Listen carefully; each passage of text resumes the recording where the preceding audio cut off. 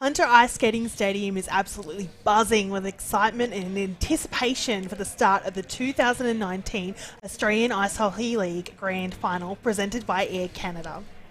Good afternoon everyone and welcome to the 2019 AIHL Finals pre-game show brought to you live from Newcastle. I'm your host Ellie Marie Watts and I'm joined by Peter Lambert and Stephen Lindsay. Before we get underway, we'd first like to acknowledge the traditional owners of this land on which we play today, the Awabakal First Nations people. We recognise their continuing connection to land, waters and culture. We pay our respects to the elders past, present and future. Well, we're just 40 short minutes away from the puck dropping on the very last game of the season, the grand final. After two stunning semi-final games yesterday, today we will see Sydney Bears and Perth Thunder go head-to-head to determine who will lift the Goodall Cup. The Bears defeated Brave, or as it's been told, slayed the Giant, 6-4 in Saturday's first semi-final to advance through to today's grand final, while Thunder, who've previously never progressed past the semi-stages, defeated North Stars on home ice 3-2 in the second semi. Well, guys, it was certainly a tale of upsets yesterday. And it was so exciting to be watching the games. I mean, it really ebbed and flowed all the way through. The way that the Brave controlled that game so well. The Bears didn't have a hope at one stage. They're being down 4-2, especially with that goal being scored at 3 seconds to go on the end of the second. But to come back 5-4 and the empty netter to make it 6-4 was outstanding, and their game bodes well for today. Yeah, absolutely. Yeah, that game had such a tension in the building. There was so much noise. It was competing fans, and on ice the tension was all around. It was complete nail bite and fingernail destroyer yesterday. Yeah, absolutely. Well, let's go into the first semi-final. Let's have a chat about it. So Sydney Bears and Canberra Brave. Obviously Canberra having such a record-breaking season, hot favourites to go through to grand final, and they did look likely that they were getting there. They were leading quite comfortably at one stage there, but we got to the third period and it really started to change. Well, the thing for me was that the Bears didn't capitulate after that goal that was scored against them at the end of the second period. Coach Kaprowski obviously did a wonderful job of composing them and getting them ready to come out again in the third period. Their game was wonderful. They absolutely made sure that there was no spare ice for the Canberra speed skaters to get out there and do the work that they do, and by taking that away, ended up frustrating them, and they just did such a wonderful job to come back in that third period. So proud of them, and I'm sure they'll do the same today. Yeah, it was a fantastic game by the Bears. Well, third period. It was all about that third period. It was all about the third period. They won the period, they ran down the lead, and they got in front. And we could see it happening in the third period that the Brave became frustrated. And it was even earlier in the third period. They had that frustration, and they stopped focusing on their set plays, on all of the strategic stuff that they'd planned out, and instead tried to do more individual stuff. We saw it happening. And that helped the Bears get ahead of them, and in the end, that's what I did there. Well, one of the things the Bears had in their favour was Anthony Gimlin. I mean, that guy plays so well in big games. He's had so many big games. He's played so many games for Australia. And, I mean, he knew when he had to be good. He was good. Certainly was, yes. Yeah, great game from Kimmer. A lot of us talked before the game, or even after, we're talking about how the Bears game was one that suited opposing the Brave. And I think that they took those strengths and they applied them well, especially in that third period.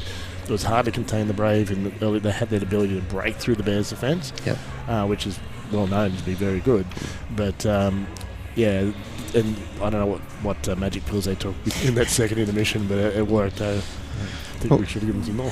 To my mind, there was really two coaches out there. There was Coach Kaprowski, who was pulling the trigger in a lot of the things they were doing, but Coach Ansley out on the ice was doing just a wonderful job. I mean, he'd have one hand on his stick and he'd be pointing to players, telling him where to go so he could get the puck moving up the ice. He did a wonderful job. He's actually a coach too, So Ryan Annesley for the Bears. Yeah, absolutely. I think it was a really self-belief that they could do it. They've done it once before. The Bears have defeated the Brave once this season during the regular season, and they did face the Brave in the grand final last year. They lost in overtime. So I really think it was a belief. We've done it before. That wasn't luck. We did it. We can do it again, and it's a bit of vindication for them to defeat the Brave in that first semi-final. I think any team who would have played Brave would believe they could beat them. If you don't believe, you shouldn't be there. Yeah, absolutely. As I've said before, if you want to be the best, you have to beat the best. Yep. And that's what the Bears did. They had a good game. They had a good game that suited opposing the Brave, as I said, and they executed. That's the hardest thing to do, is actually execute. That's got them the win. Follow through, absolutely. I think and the extra bonus goal at the end. 6-4. 6-4. Yeah, absolutely. But like you were saying yesterday, Stephen, with Braves' hot streak throughout the season, only dropping 2 games, one of those was overtime, they didn't have to go through any adversity. So, maybe they needed to win a couple extra, and a couple extra games to sort of rally, to find out how to rally as a team in that sort of do or die final. It's so easy sometimes to start becoming overconfident and believing that all we got to do is turn up. Yep. And sometimes, unfortunately, in these final situations that we've got here too, you can be too worried about the Sunday game rather than the Saturday game. Yeah. And I'm not saying that's what happened yesterday, but I mean, it's a situation that can happen. In sport, this is what I love about sport. Forget it's ice hockey. I mean, it's a physical game, but it's a mental game, and you've got to be there mentally as well too. And that's really up to, obviously, the coaches and the support staff to make sure the players are ready to go. And when things don't go well for you, you've got to be prepared to stand back, reset, and get into it. And really, that's what the Bears were able to do. Yeah. And the Brave, once that pushback started coming from the Bears, weren't able to regroup. Yeah, and we know they've got a great coach. We've known Rob Stark for years, and so I don't know. It's all over now, so no point in picking them apart. Yeah. But it was a fantastic game for the Bears. And so we've got a unique. They're into the final. They were in the final last year, of course. It was against Canberra, but now they've got Perth Thunder. So let's chat about the second semi-final yesterday. So Thunder versus North Stars, and Thunder, holding on 3-2 to win, which was a huge for them. Yeah, it's a low-scoring game compared to the first one, and it was real arm wrestle that game. Yeah, and both teams actually had trouble scoring. Thunder had a couple opportunities which they nailed, and that got them ahead. It was a game of mistakes. I think you agree, Steve. Oh, look, I mean, the North Stars, just talking to coaches and also the players and that, I mean, they're ruining the fact that they had so many opportunities they didn't convert on, and that really was what it boiled down to in the end. They did have the opportunities, they just couldn't bury them. And when you play like that, unfortunately, in a one game, if you don't do that, you're going to struggle. And that's what happened last night. Neither team played poorly.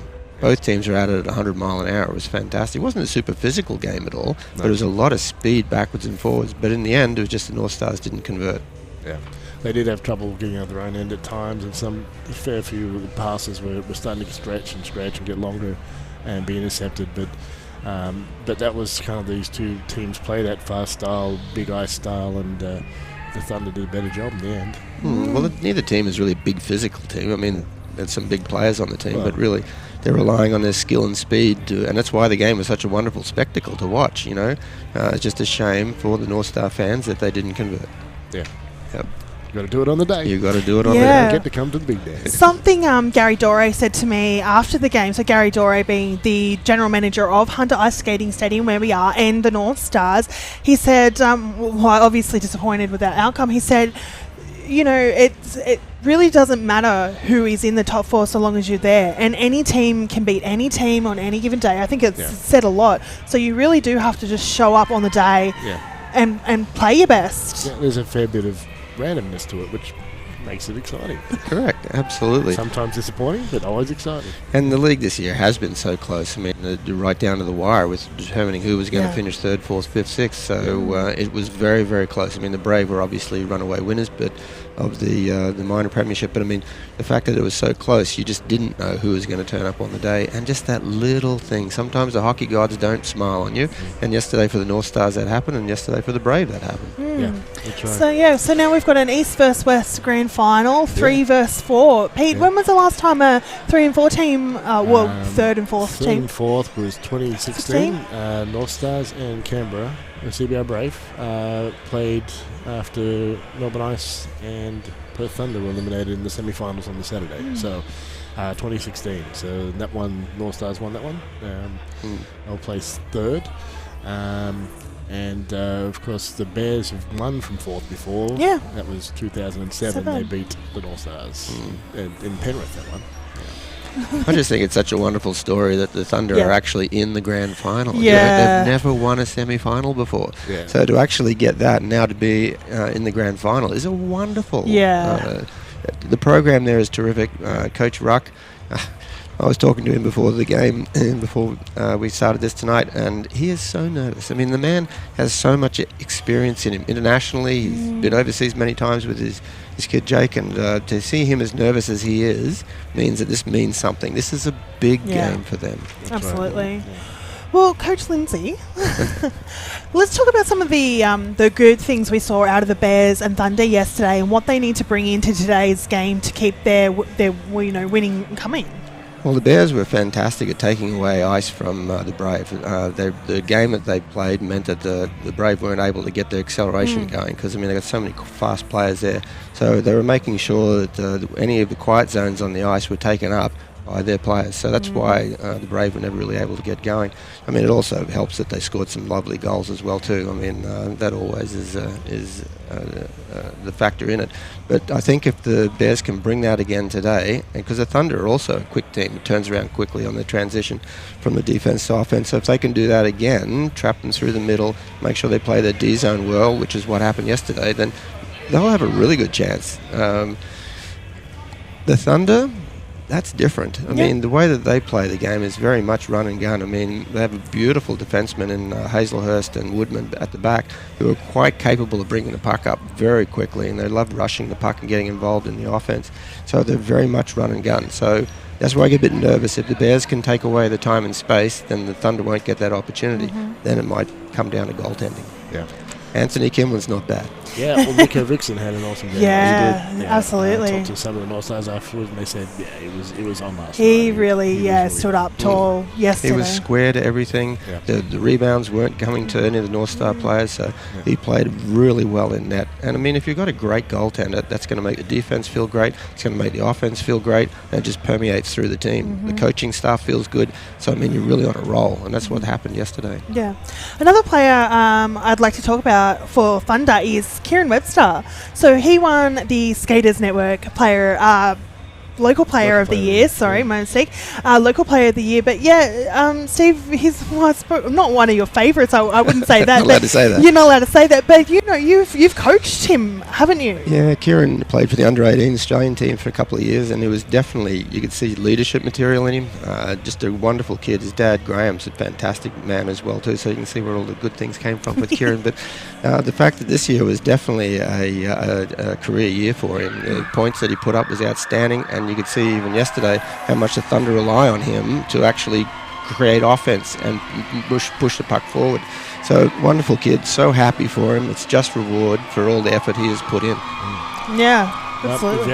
I mean, you've got to more than just show up. You're not got to do more than just show up. You have to be on the ice, and Correct. you have to apply himself. And he's done that magnificently this season. So huge bonus for the Thunder this season. Well, the WA program is very good. I mean, there's some great kids over there. They're not kids anymore, but I mean, they've grown up through it. Atomic Sack had a great game yesterday. Jamie Woodman, of course, the captain, was wonderful. So Sean Tobin, it goes on and on and on. You know, there's all guys that have come through the program in WA and through the Australian program, and now showing results for the Perth Thunder. Yeah. It's the teams that just hit the ice. Everyone's out there screaming their hearts out already. They love hitting the ice here. Oh, yes. They do. All the teams love banging the pucks off the ice. It's like a first rite of passage. Yeah. You get out on the ice and start banging the pucks at the glass. Yeah, absolutely. Well, guys, what kind of game do you think we can expect tonight? It's going to be, of course, very close. I don't think anyone's going to blow anyone off the ice. Yeah. Really, I think if the Bears stick to their game plan, then they, my heart says, should come through. If the Thunder can get their run and gun going, my head says they can come through. But it's going to be a goal or two. There's not been much in it. Yeah, it's a team that's a bit more defensively minded versus a team that's more offensively minded. So it's going to make for a fun game. It's going to be an attacking. Yeah, absolutely.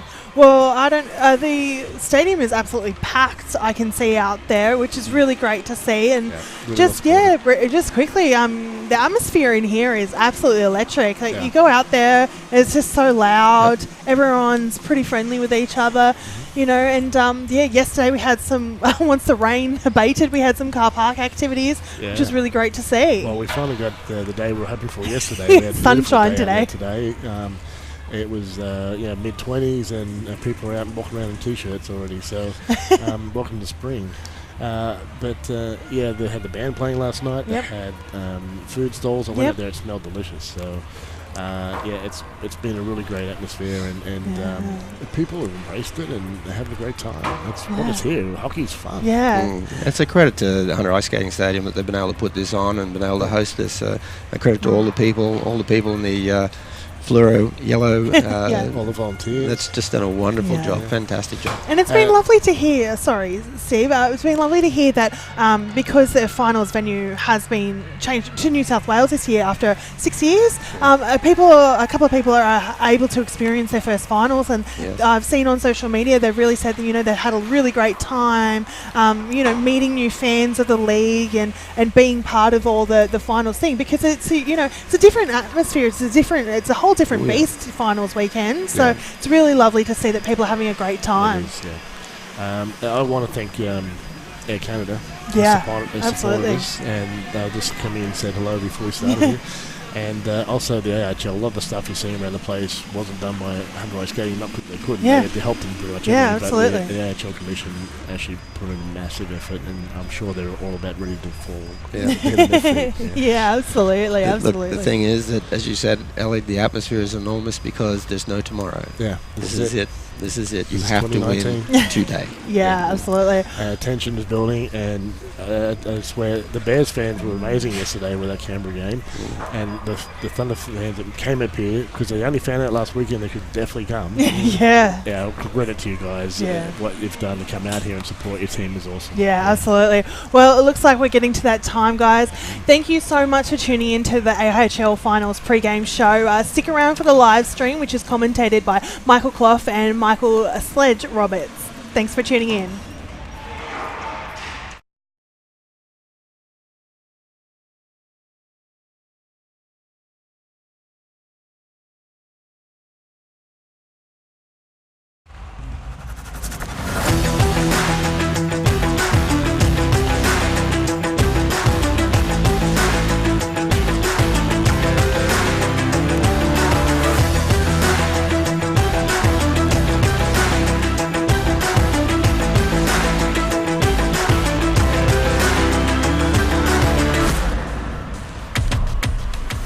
This is AIHL TV. The 2019 AIHL Final Series is brought to you by Air Canada, offering you daily and non-stop service to Vancouver. APA Group, delivering Australia's energy.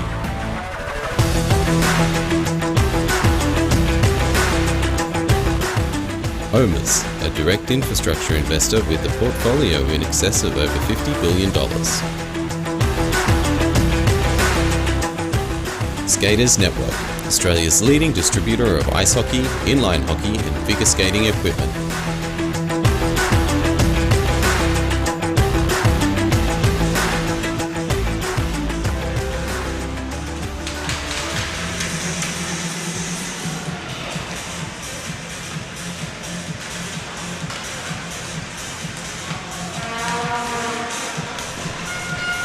Welcome to Hyundai Ice Skating Stadium in Newcastle, the venue for the 2019 Australian Ice Hockey League Final Series presented by Air Canada.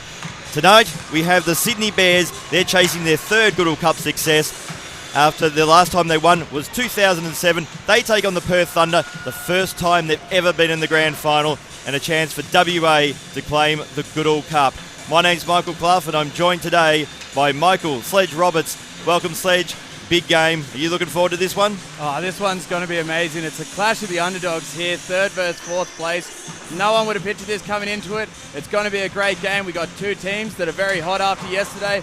I'm excited about this one. I hope you're just as excited as I am, Michael Clough.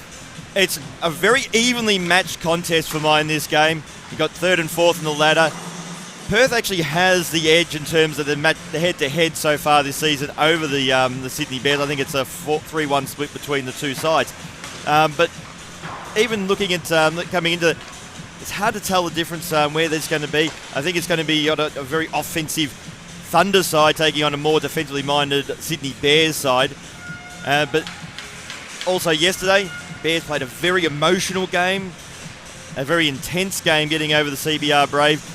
Probably wasn't the same emotion and intensity for the most part for the Perth Thunder, who played actually the second of these two ones. And I don't know what that carryover will be. Will the Bears still be up? Or will they have a flat patch? Or has the Perth Thunder got a bit more in the tank? Well, the Bears coming into this one, they've scored 6 goals on the best team in the league. They've got that confidence coming into it. The hardest thing for both these teams is going to be beating these goaltenders. They were both massive yesterday. We saw both of them play out of their minds. Particularly Nico Vixton. Particularly Nico Vixton, yeah. He came out, he was challenging shooters. He let one in early, and that was it for him. He didn't want to let in another one like that. The North Stars had to really work hard to challenge him after that. And it's going to take a creative Bears offense to really stretch him and get him moving today and try and get a few past him, because as you said before, as it was said in the pre-game show, this game isn't going to be many goals.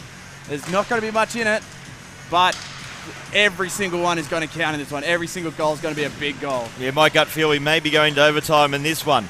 But have a look at some of the key players for the Skaters Network players to watch. And for this game, you've got Jamie Woodman for the Perth Thunder. I thought he played his best ever AIHL game last night. He was insanely good. He was not only was he very good defensively, he actually created a lot of offense for the Perth Thunder last night as well. The best I've seen this young captain for the Perth Thunder. When the team needed someone to step up, the captain delivered. And Danny Goutier for the Sydney Bears, he needed to have a big game. And in that third period in particular, he delivered a big game. He was physical, he was intimidatory, and he was hitting the back of the net. He played a very special game for the Bears last night. Yeah, both those guys, massive. Jamie Woodman, a particular play I loved from him yesterday. His team held the offensive zone for so long. The puck finally trickled out. He sprinted back. He gets the puck, does a little spinorama move, straight back, sets his team back up in the end. He's really coming out as a good young leader for this team, and he's got them to the grand final for the first time ever for the Perth Thunder. Danny Gauthier, as you said, huge, a big body guy. He played every role he had to yesterday. He was scoring, he was scaring the other team off the puck. Physical, really physical at times. Yeah, he was getting back and playing defense. He was huge, and at one point he even had his helmet whipped off for his efforts. So, yeah, massive one. And now we'll look to our Omer's Infrastructure keys for success for today's game. And Sledge, the key six of this one, Kicker Vixton. Kicker Vixton, as we mentioned, huge yesterday. He had 27 saves. He came out, he challenged everyone. He was just an amazing goaltender to watch the whole time. I think a big thing for that is going to be Michael Schlamp coming back into this. He's a great screen. He can kind of take the eyes out of the goaltender. That's huge. Your other one here, Big Bro. Benjamin Bro, 2 goals yesterday. Carried the puck, got pucks deep. He was massive. And the last one, beginner's luck, the first grand final for the Perth Thunder. We really want to see what they can bring in for their first ever grand final, and maybe the Bears can capitalise on some of those nerves. Bears, of course, they're here last year in the grand final in Melbourne, so they've got that experience Perth Thunder don't. Yeah, that's right. Going down in overtime last year in the grand final, the Bears are looking to right that wrong and bring home the cup to Sydney for all the fans that are here watching that today. But I felt yesterday after the game, it was a good feeling from Perth Thunder, but there seemed to be a relaxed feeling amongst the fans and the officials, and I didn't see too much from the bench. There was the initial excitement, but they looked like they weren't getting overexcited by the fact they just made a grand final. So I get the feeling this year that they had a lot of confidence coming into the finals that they could actually take it all. So in that aspect, you can sometimes, when you take that big leap, going and winning your first semi-final, making your first grand final, sometimes by getting there, you've felt like you've won, and then you don't deliver on the actual big dance. I get the feeling Perth aren't like that moment. They seem to, I don't want to say overly determined, but they seem to be relaxed with the situation. So to me, that's a positive side. And the Bears, of course, last year, they were in the final. They took the CBR Brave to overtime. So again, I think this is not a situation that will overawe them at all. Yeah, that's it. Winning the semi-final is only half the battle. You go and play your heart out the first day, and then you've got to dig deeper. You've got to find more in the tank to come out and take on a team who did just as well as you did. It's got to be a big task for either team, and we're really going to see how that depth is going to play out for each team. Both teams aren't massive. They don't look like they've got the biggest lineups, but they've got a lot to deliver, and both of them, they put it all out yesterday, and we're just going to have to see what they've still got left in them today. Absolutely, and still looking at the Bears, you mentioned about that not other side is huge, but that's where I think Danny Goodall will become even more important. He is not just a big body. You got Kevin Valu's a big body, Ludwig Marcotter's a big body, but they're not quite as physical as Goodall is, and that he really is willing to throw his weight around. Yeah, that's going to be one thing to watch this game. Danny Goodall, such a big body. You mentioned Value, also a big player. But Perth also have a lot of smaller players. We're seeing guys like Rob Hazelhurst, Kieran Webster. They're not the Andrew biggest Cox guys. is another one. Yep. Jordan Kiros. They're not the biggest players out there. They're very fast players, and they're good puck handlers. But when you run into a guy as big as Danny Gauthier, who's ready to play the body on you, that's got to be something that plays on your mind as well. Maybe you dodge him while you're carrying the puck, you lose the puck, all of a sudden you've got a good scoring forward running away with your puck that you left behind. You've got to keep an eye on him the whole game. And one thing about this game that you saw, Newcastle didn't do it and the Brave didn't do it, and ultimately the Thunder and the Bears did it best, like taking your chances. And I get the feeling this game, I think most people expect this game to be really, really tight. And it could come down to the team who actually capitalises on their chances. You know, those shots, it's the rebounds on the crease get finished off. The shots don't go wide when you've got a good opportunity. The passes, go tape to tape. I get the feeling this one, the team that can make the most of their chances will win this one, because I think talent-wise, there's not a huge amount between these sides. Between the gulf, yes, they say, between the CBR Brave and the Bears on paper anyway. The Bears in the end had to take all their chances, which in the end they did, and the CBR Brave probably wasted a lot, particularly Jesse Gabriel had a couple of breakaways that couldn't beat Vixen. Yeah, Steve Lindsay mentioned it before. Ron Kraprowski, the coach for the Bears, he just pulled the trigger at some key points in the game. Made his players just go in. Maybe they pinched a little, but it pays off. That's the risk you got to take. It's a gamble, but sometimes when you just need a couple goals here or there, or you just need to tie up the game, you've got to take that chance, and that's where those goaltenders come into play. You take that chance, and maybe you let the other team come back on your goalie. You got to rely on him to make a big save, so you get another chance, and that's where these two goalies are going to come into play. Vixen was huge for it. Kimlin's always been huge for it. And I think, particularly in the third period, the more the game got on, Kimlin got a bit more support from the Bears defence. I think Perth probably will. They have a tendency to let their goaltenders get a lot of sight. They usually get good goaltenders, and they're happy to let their goaltenders see the puck come in. Not so much screen and protect. They like to protect the corners and the wings and the shooting lanes that might be a little bit harder, and force the opposition out wide. But otherwise, they usually don't protect their goaltender that much. They just back their goaltender to get the job done. Over the years, I think we'll see a bit of that. Perth will want to be trying to force the Bears shooters, your doubters, your Gutierrez, your slams, to try and force them actually out to the half wall and that type of stuff. Not really get many chances to get good shots in the lane. Yeah, I think a big one for today, especially when you're beating a guy like Nico Vixen, who's very good on his posts and very good at challenging shots technically. You're really going to have to play from a place called Kretzky's office, which is right behind the net. You get set up there as the offensive team. You can have a look out. When the goaltender bites and goes to one post, you take it to the other post and try and just sneak it out in front of him. Hopefully one of your players gets a good stick on it. Maybe he doesn't get a good skate on it, and it bounces in.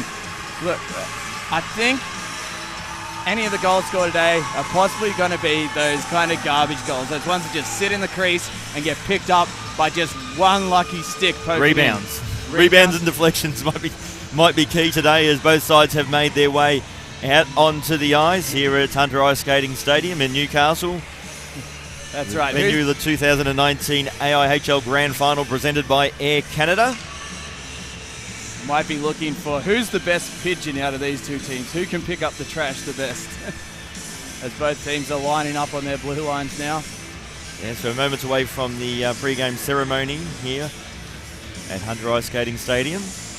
One we might have to watch as well that was touched on, Ryan Ennisley for the Bears. He's a bit of a quarterback defenseman. He really takes the puck out slow. He waits till his team's set up and he gets them set up with those stretch passes.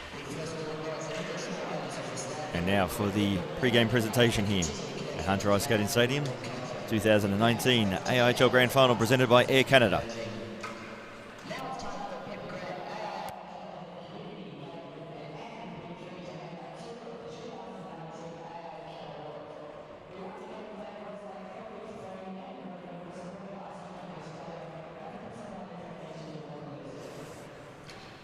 So this is going to be the award for the Defenseman of the Year, the AIHL Defenseman of the Year, and the MVP.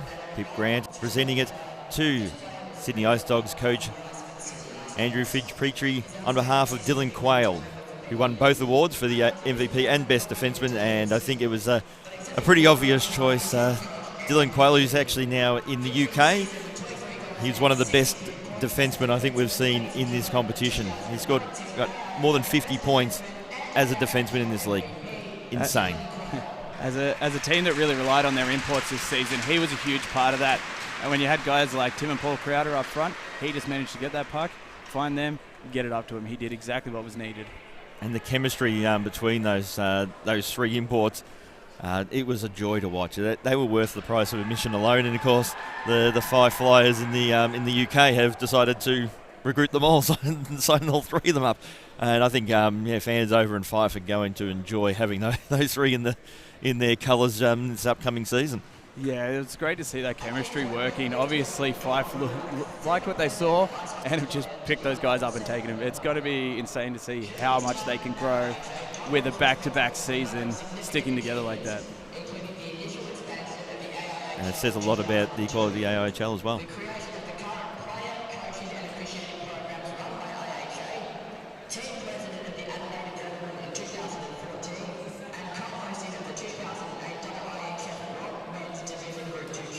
Now it's time for the ceremonial puck drop. Don Rurak has the honours for the grand final.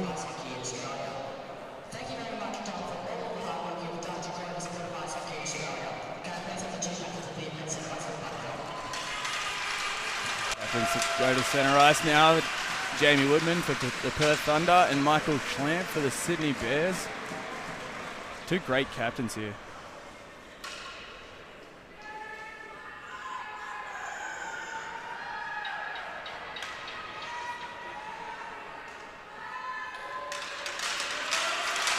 The Perth getting their home colours for today as Yep. they finish higher on the ladder, 3rd and 4th going at it. And hence they win the ceremonial puck drop.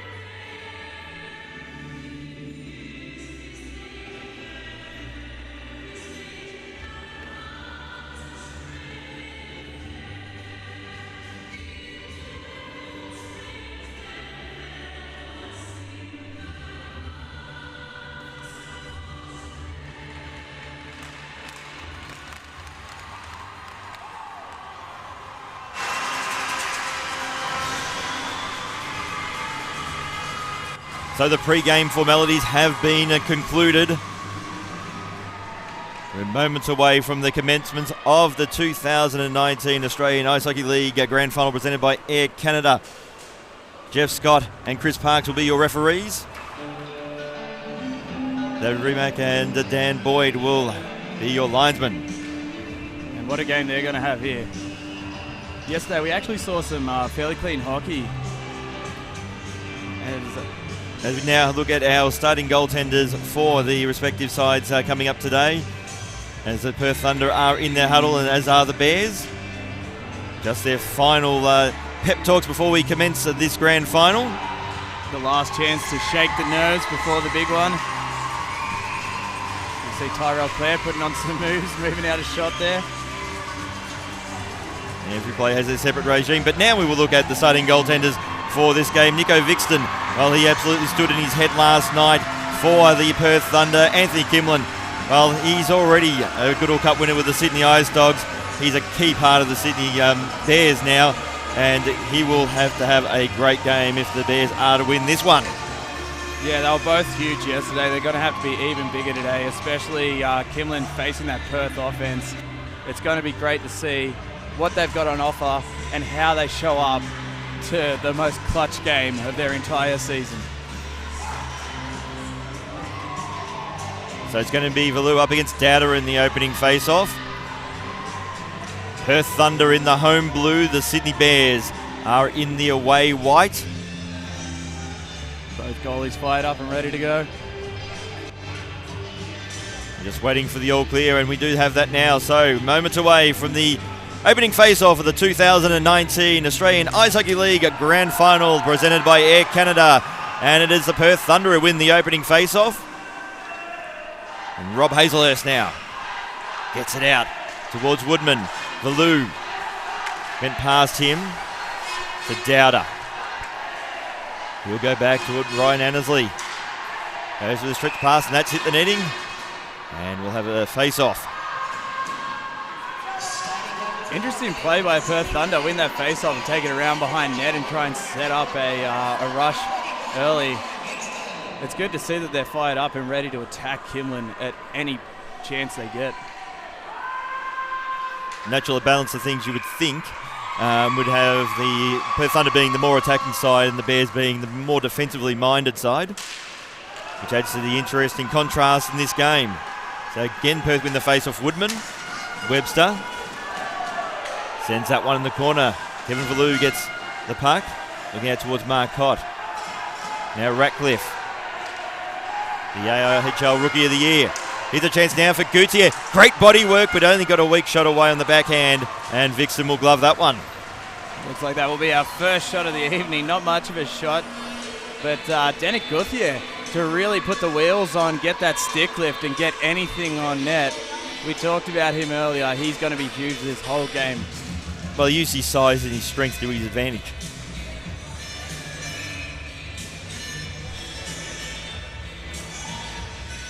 So face off in the Perth Thunder zone. Battle in the corner between Lodge and Brooker. Brooker is still up against Lodge and Brooker wins out. Now Newmark.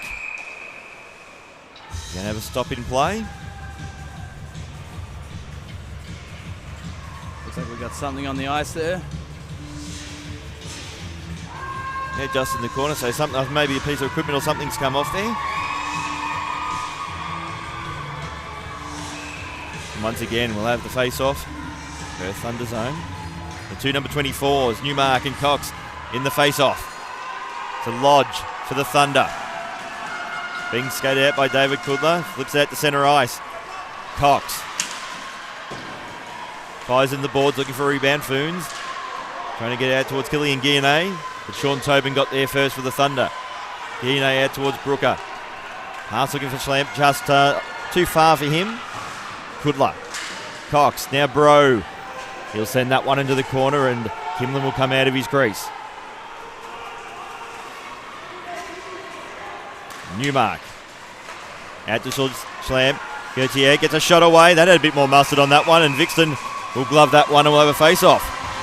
And you can see straight after that save, Michael Schlamp was straight in there, ready to set up in the crease in case any rebound came out. He's the perfect guy to pick up rebounds. He's great at that. So another face-off in the Perth defensive zone. And again, the Perth Thunder have the puck from the face-off. Hazelhurst.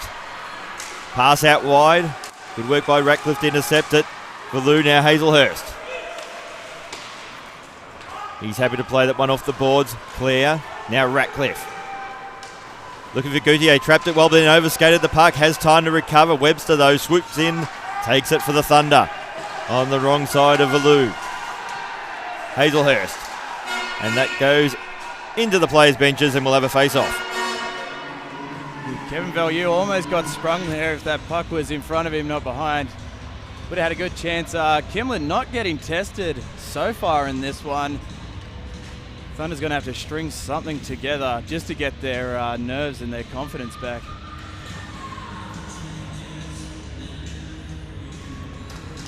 So from the face-off, Brucker has it now for the Bears. Just has to try and keep it onside.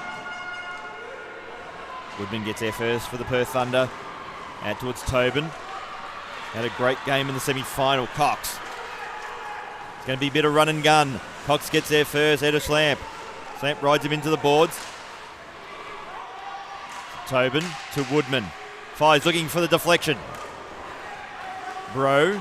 Back out towards Lodge. But the net has come off its moorings and we'll have a stop in play. Yeah, Kimlin had a couple of problems with that yesterday too. It seems like we're going to have those same problems today. Peg's just not quite holding it on there. Kimlin is a big body goalie. If he pushes off those posts, they've got to take a lot of strain just to get him across.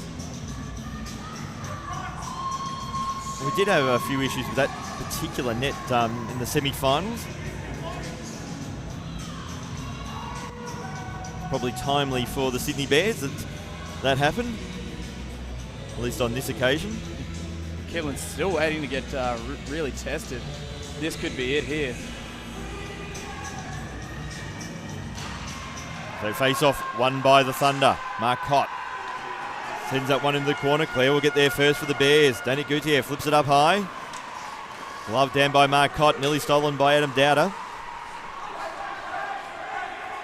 It's one into the corner, that should be icing, and it will be. Puck will make its way all the way down the other end. But Sledge, so far, the Perth Thunder offensively haven't shown much at all. No, they haven't seemed to really string things together in the offensive zone. I think the best chance they've had was Jamie Woodman from the blue line, but he missed wide.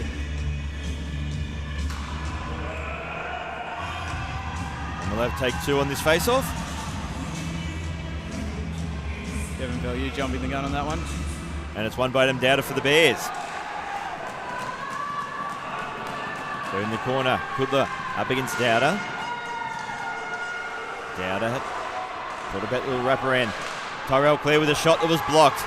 Annesley has it at centre ice. Go back out towards Tyrell Clare. He'll send it deep into the corner. Get into that first. Goodall for the Thunder. Now Gutierrez out towards Ratcliffe. No one was at the top of Vixton's crease. The Perth Thunder should be able to clear. Kieran Webster. He's happy to concede some territory back towards Goodall. Now the Thunder to set up again. Goodall flips it up high. Annesley, a nice outfield catch. And he'll skate it out. Gets it out towards Newmark. Newmark looking for Schlamp. Just couldn't connect him tape to tape. To Clare.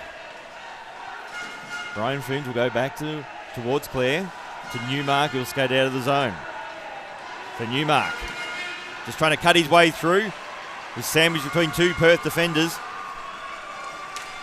Now Guillenay. In the corner looking for Newmark. He's tied up by Lyndon Lodge.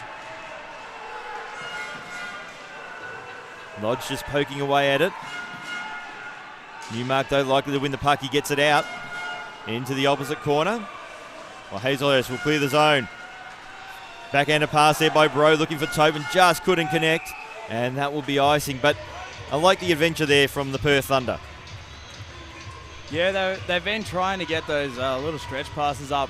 We're seeing a few of the Perth forwards now trying to sneak up to the blue line and get those pinch plays going, just so they can start testing Kimlin. Unfortunately, another defensive draw for them, though. The slam up against Cox in the face-off circle. In fact, it's Dowder, and he wins the face-off. Tobin for the Thunder, happy to send that one into the corner. Gutierrez will get there first. Looking towards Ratcliffe, misses him. So Woodman to Goodall. Tobin. Happy to send it in deep while Perth Thunder make a line change. Marcotte swooping onto it now. Marcotte trying to weave his way through, still has possession. The back and scores! Loic Marcotte gets the first goal of the game. Thunder lead 1-0. What excellent control from Loic Marcotte there. He had a couple of sticks in his way and he managed to toe drag that one, get his body in position and just unleash from the hash marks to beat Anthony Kimlin. That's going to be a great replay on that one.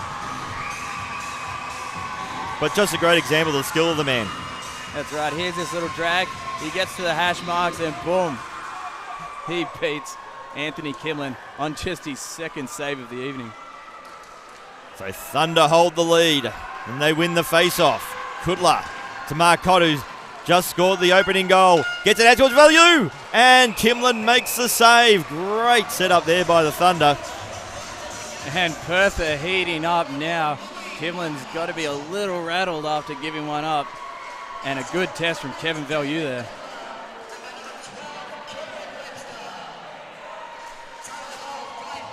So the face-off will be in the Bear zone.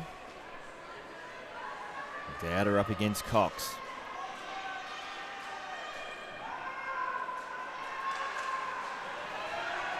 So from the face-off, Guinea gets it out towards Gutierrez for the Sydney Bears. Bro. The pass was blocked, has to go back along the half wall to retrieve it. And he's tied up, but eventually will clear the zone. Cox takes the blue line. In the corner. Couldn't do much with that one, Danny Gutierrez. He'll skate it out now for the Sydney Bears. He puts on the afterburners. Gets it out towards Adam Dowd. Here's a great chance for the Bears, but the shot was wide. Maybe Vixen got a little bit of a glove onto that one.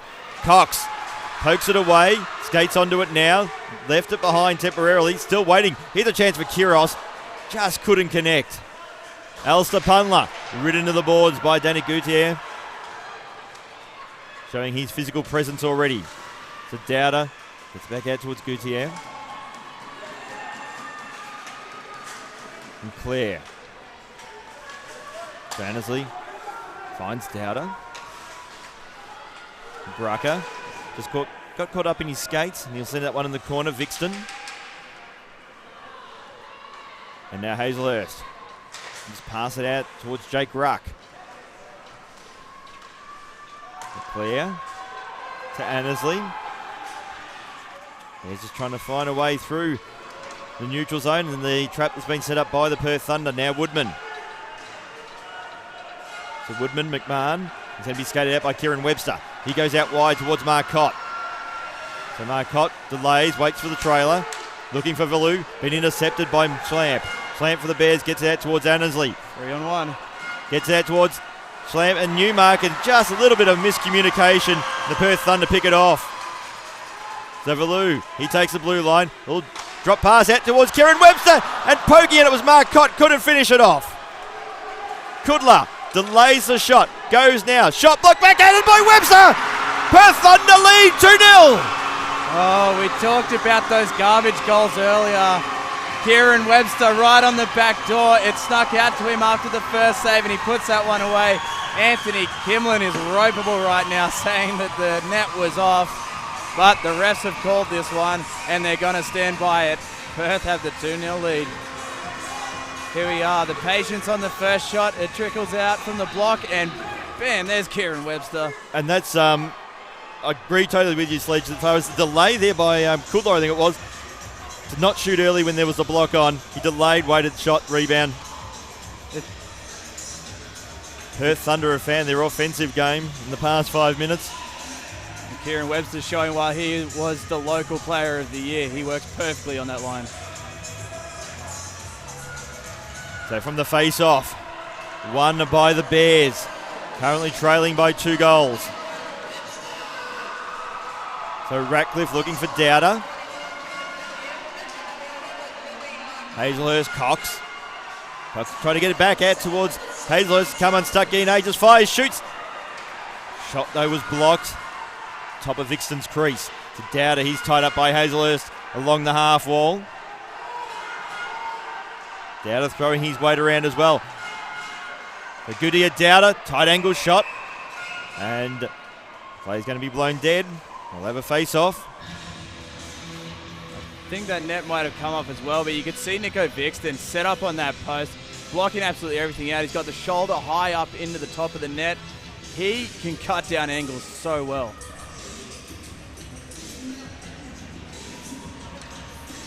The adjustments have been made to Vixton's net. Defensive zone face-off for the Thunder, and they do win it. Vixton will come out of his crease.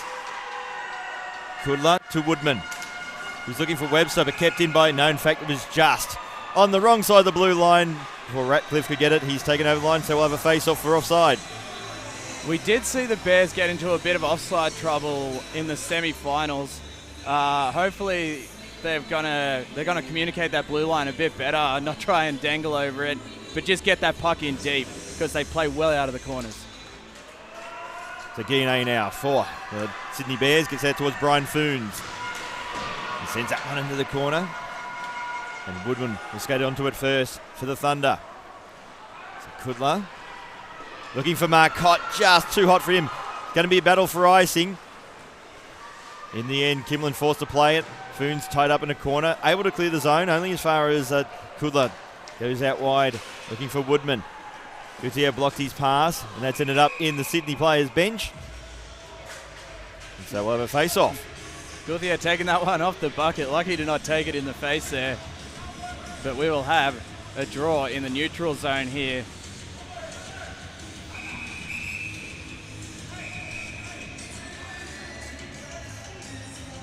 It's going to be a face-off. Actually, it's going to go into the circle, so Ryan Annesley just peeling that one.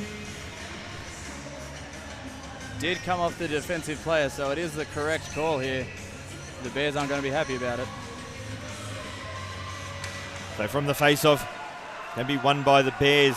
Good work there by the Thunder. Kiros, he's tight in the corner against 2 Bears players, Clare and Newmark. And been taken away now by Ruck, looking for McMahon. Also Hazelhurst, who fires and shoots just a fraction wide. Ruck, little backhander. Wasn't a great one, went nowhere. So Clare gets out towards Schlamp. Schlamp delays, and he did well. Avoided the check, kept control of the puck. Woodman. So captain to captain. Woodman puts on the afterburners, then left the puck behind. He was still onside. Perth getting the change there. So McMahon happy to go back to Hazelhurst while the Thunder complete their line change. Hazelhurst will leave it for Woodman. So Woodman happy to send that one in the corner. He'll keep going with it as well. Getting his way there was Brian Foons. He's tipped out their pass only as far as Cox. Now Tobin, he's tied up. Good work by Foons. Gets it out towards Brucker. Will delay. Gets the pass out. Goes wide where it's all Perth. Punla will send that one into the corner. Kimlin will come out of his crease. Danny Gutierrez, backhanded pass. Yeah, and only as far as Punla. So at the moment the Bears look like they're just trying to get it out of the zone without much fluency. Tobin keeps his edge and gets the puck. Now out towards Kudla, fires, shoots. Kimlin with the save.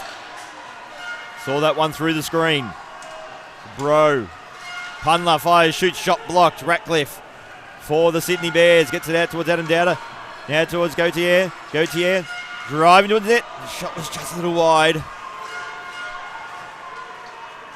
And he's forced to skate it out of their attacking zone, so the Bears will have to set up once again. Pass was a poor one. Intercepted now by Webster. Webster has Mark Cotton value. Little bit of a lack of communication between the three of them. And the play come unstuck. Now Kudla will go back towards Rob Hazelhurst. Value. Happy to play that one off the boards. Brucker looking to clear. Unable to. Hazelhurst will just fire from the point. Straight in the logo there of Jeremy Brucker, who has it now. Will skate the puck out of the zone. Goes blue line to blue line. He's tied up by Lodge. Good defense there from Lodge. To Webster. Backhander out towards Hazelhurst. Finds Lyndon Lodge. Marcotte. Marcotte looking for the tip there from Lodge. Beautiful delay on the pass. Thunder nearly had their third. Newmark. Forced to cycle back into the corner. Outlet pass. Finds Clare. Clare. He'll just dump that in the opposite corner. Gautier couldn't do much with it. Tobin. He clears out. Foons. Finds Schlamp. Centre ice. Schlamp winds up from the blue line. Comes off the glass. And only finds Sean Tobin. He'll go out wide to Ben Bro. Bro fires, shoots. Kimlin with the save. Bro gets the puck back. Bro stripped of the puck. And Schlamp will get out towards Gautier. Danny Gautier will leave it now for Foons. He couldn't get it. To Dowder. He'll set up again, but that's offside. Offside troubles again for the Bears. The biggest strength I'm seeing in this game so far, the Perth Thunder have all the patience in the world when they're in the offensive zone. They're taking time to set things up, and Anthony Kimlin is giving up some big, juicy rebounds there. When Perth starts to get on that back door a bit more, they're probably going to pile up some more goals here. Neutral zone face-off. Dowder up against Value, and it's Dowder who wins it for the Sydney Bears. Ratcliffe forced to go back out towards Annesley. Dowder out wide. Here's a chance now for the Bears. And again, unfortunately, they couldn't capitalise on that one. We'll have a face-off. An excellent stick in the way there. Just deflects that one up into the netting. That was a good chance to the Sydney Bears. But the setup that's been missing from their game so far.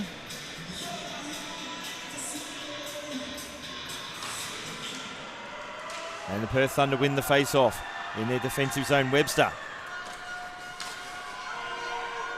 sends that one into the corner. Guiane been intercepted by Kieran Webster. Backhanded pass out towards the point. Woodman. He fires, shoots, the shot was blocked. Webster keeps it in for the Thunder. We'll send that one in the corner. Guiane goes from corner to corner. Marcotte should get there first for the Thunder. A no-look pass, all backhander. It's come unstuck. And Nico Vixton goes out towards Hazelhurst. Tobin to the slot, but no one was home. Now Hazelhurst gets out towards Tobin. Hazelhurst, the slot, little backhand attempt. I think he was looking for a deflection or a rebound. And we've got a few little extracurriculars here. Brucker and Marcotte. And I suspect we may see a couple of players heading towards the penalty box. In fact, we definitely are. That just looked like a bit of frustration. Loic Marcotte tried to sneak in there. Kimlin didn't quite have control of it, and Brooker didn't want anyone standing on that blue paint that wasn't in a Bears jersey. Looks like Marcotte's gone back to his bench. And in fact, may not be any penalties at all, but certainly Jeff Scott was sending a very clear message to the players that to cut that out. Which actually think, initially I thought it might have been a call because Jeff Scott was certainly pointing at people. But I like it as refereeing. Give the warning. You know, it's a grand final. Set the standards and expect the players to follow. Good work there by Bro. Use the body well. Fires and Kimlin will make the save. And after all those warnings, we get a few little more extracurriculars, and this time it's going to be a penalty. Yeah, we've had that call now. Could have initially been a call on Ben Bro for interference as he bumped that player off the puck before they got to it. But we're going to have a couple of roughings here, I would assume. Andrew Cox will be one. But it was just unwise hockey. We've just had Jeff Scott go to the benches pretty much to tell them, cut that out. And the next opportunity, we've got a couple of players already starting up on it. And so late in this period as well, that's going to potentially put his team on that penalty kill to start the second period. Yeah, it just wasn't smart hockey for mine. It can make things quite interesting here if we have a power play goal from the Sydney Bears. Bit of talk between Michael Slamp and Rob Hazelhurst. I know Michael Slamp's Legion of fans will enjoy that. As we saw Cox go on some excellent runs in his last few shifts, getting that puck in deep. He's a bit of a loss for the Perth Thunder. So Bears on the power play, but it's the Thunder who have it from the face-off. Cleared away by Hazelhurst. And then just trap that and leave it for Annesley. With under 80 seconds remaining in the opening period. And that's should be another call for a trip, but it looks like it's not going to be called. Ref down here has his arm up. So Bears have it through Schlamp. Gauthier, and it's been touched up, so it will be a penalty. And now the Bears have a 5-on-3 power play. That makes it real interesting for the Perth Thunder here. They had a decent lead. Ben Bro's going to go for the trip there. 5-on-3 to finish the first period. And again, just not a very good penalty to give away. Not when you're trying to hold this lead, and the Bears' power play has been quite a good one this whole season. So from the face-off, Bears on a 5-on-3 power play, and they win the face-off. So Annesley. Gauthier winds up, breaks a stick. It's also eternal frustration. The Schlamp out towards Ratcliffe. Ratcliffe at the half wall to Annesley. Back towards Ratcliffe out wide. Looking for Gauthier with a new stick. Missed him. He'll have to go back and retrieve the puck. So Schlamp can be picked up by Gauthier. He'll leave it for Ratcliffe. Ratcliffe to Annesley. Out wide. Gauthier fires, shoots. A bullet that was just too high. So Annesley. Out towards Ratcliffe in the corner, back towards Annesley. Gauthier winds up, shoots again. Just fed, and it's in! Adam Downer scores for the Bears. They score on the power play. It's 1-2. Cutting that lead in half there with that beautiful shot from the hash marks. We have a one-goal hockey game now with just over 17 seconds left to go. How often do you see it in a player like Gutierrez, the play with the rocket shot doesn't connect, a goal actually comes from it, from the unintentional error. It's the perfect mess up here. Value doesn't quite get all of it, and it still gets put away down in front. That was 17 seconds remaining. Cox will come out of the penalty box, so it's going to be 5-on-4.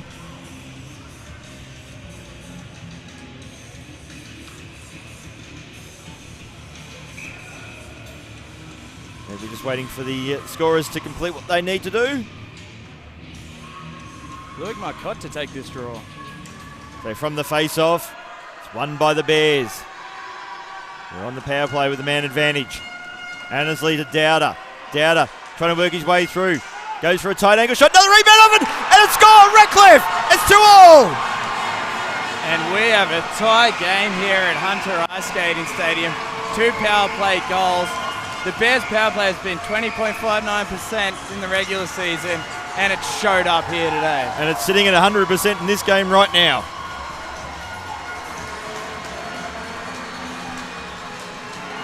Well, what a turn of events.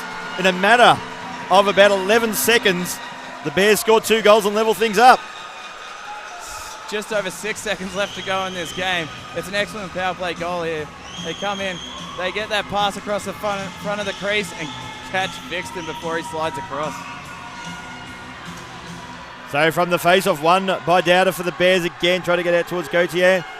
Annesley will just protect the puck, flip it up high, and that is the end of the first period in the 2019 Australian Ice Hockey League Grand Final presented by Air Canada. It is 2-2 between the Thunder and the Sydney Bears. What an exciting first period it's been. Perth coming out, getting the first 2. Bears coming out on those 2 power plays late and getting those. The captains are going to talk here. The Thunder won a penalty against the Bears for delay of game for flipping that one up high and out of play. Well, technically, if it's well, it was behind the blue line, so they probably got an argument. It'll be interesting to see what that call is coming into the next period. But yeah, at the end of one period, 2-2 between the Perth Thunder and the Sydney Bears. The Bears were actually down 2 goals, 30 seconds left with the period. But at the 17-second mark and the 6-second mark on the power plays, they levelled scores. All of a sudden, this game, the complexion has changed completely in an instant.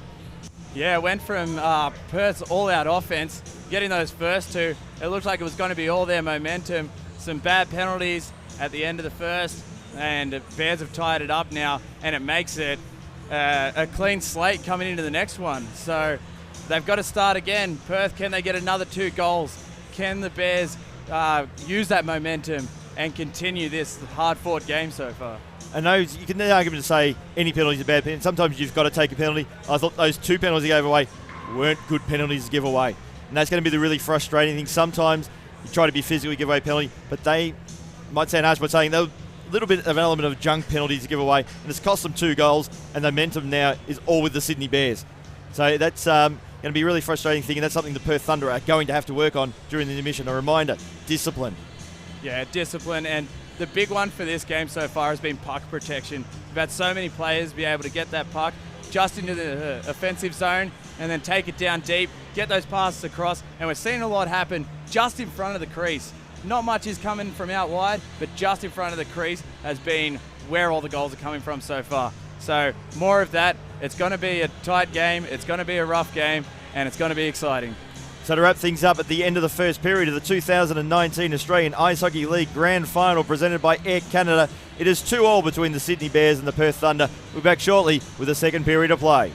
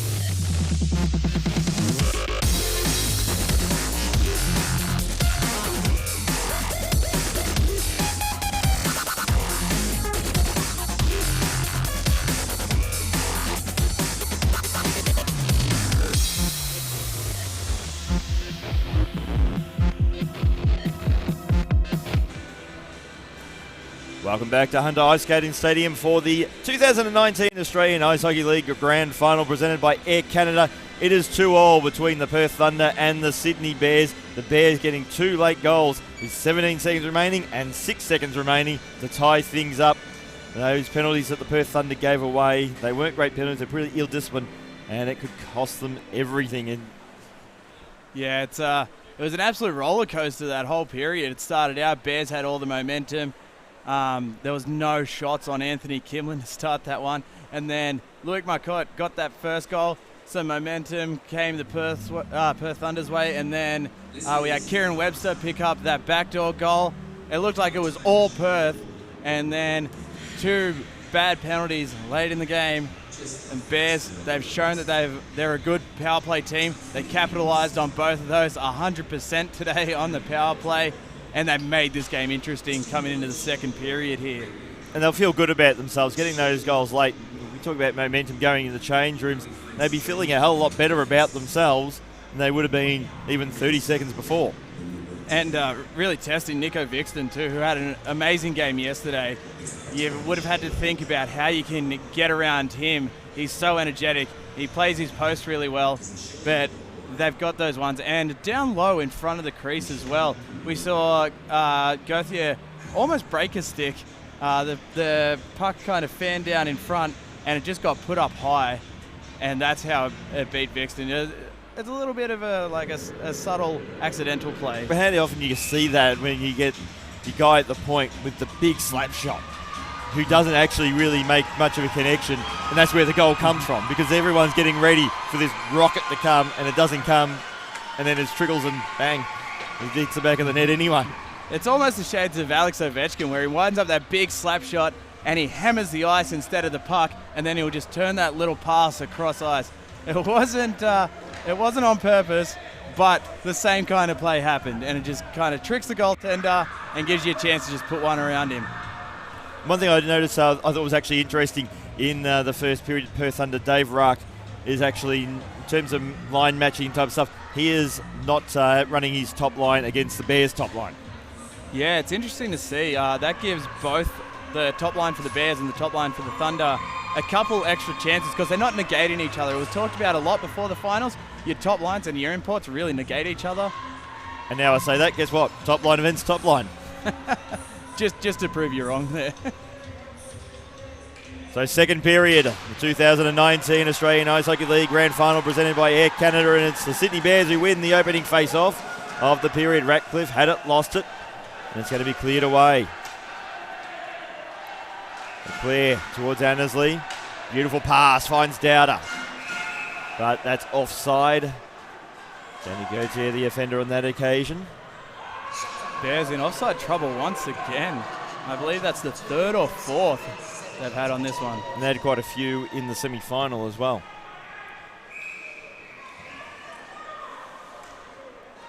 So neutral zone face-off. So Annesley gets out towards Tyrell Clare. Fires in the direction of Nico Vixton, gloves it. Gets it out to Rob Hazelhurst. Gauthier with the body work up against Kieran Webster. Woodman clears for the Thunder. Annesley beats Marcotte. Crosses the blue line, but again offside.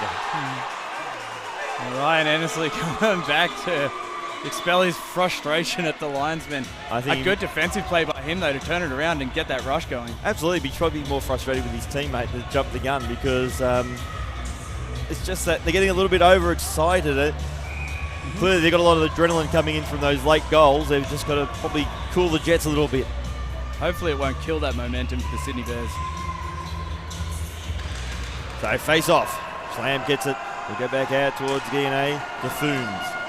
Foons to flip that up high. Vixton just gloved that one down.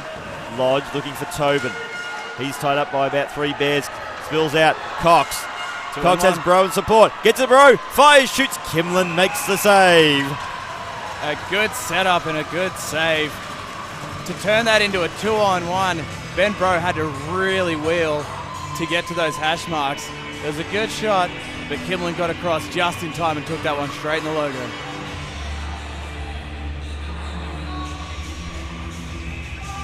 So face off in the Bear zone. It's going to be Newmark for the Bears. But it's Cox who wins it for the Thunder. Schlamp has it. Out towards Guiane. Looking for Schlamp. It's been picked off. And Kimlin will glove that one. A good stoppage there from Kimlin just to stop a bit of momentum. when it's bouncing around behind your net like that, you just want to stop anything happening because goalies can't see that far behind them and they don't know whether their defensemen are going to come in and clear it away if it's bouncing around in the crease like that. Especially when Kieran Webster has already made you pay on one like that.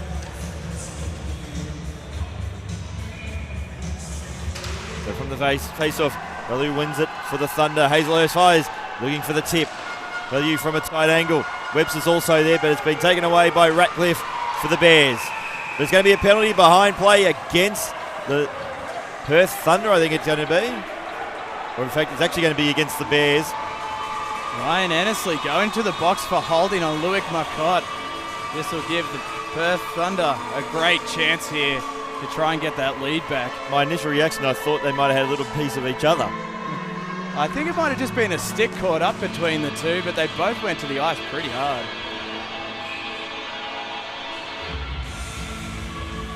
So now the Thunder on the power play. The Bears have been good at it so far. Not with their penalty kill be as good as their power play. What a crazy bounce that was off the face-off. It just kind of popped up into the air and Kimlin just snapped that one down and killed off 4 seconds. So face-off. Going back now, Tyrell Clare for the Bears. Marcotte at the point for the Thunder. Bro wasn't looking at it. Out wide towards Hazelhurst. Well, pass to Bro, missed him. And now it's going to be a foot race. Getting there first. Big Gauthier for the Bears. Value finds Bro. Bro and Marcotte. Marcotte goes for the shot. And Kimlin makes a save. And that had a bit of sauce on that one too, that shot. Look, that's where you're seeing the value out of Value here. He gets back, he makes those big defensive plays. He just got those huge skates in the way of Denick Gauthier, who had some absolute speed to come back and try and capitalise on that one. So another face-off in the Bears zone. It's the Thunder who will get it now. Hazelhurst tied up along the half wall. Again, Miss Bro opens the door now for Gauthier. Gauthier for the Bears. Delays, shoots, just went a little high. Oh, what a save by Nico Vixton. The patience to wait out Gauthier, who tried to wait from the hash marks all the way in before he played that one, waiting for Vixton to bite. He didn't. He had to put it up high, and a good shutdown by Nico Vixton.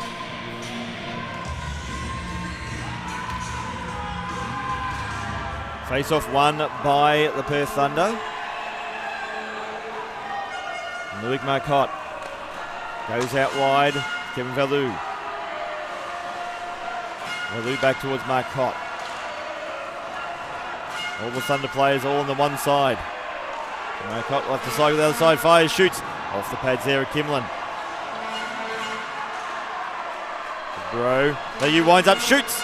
And a nice glove save there by Kimlin, who just looks at Value and says, "Not today, sir. Not today."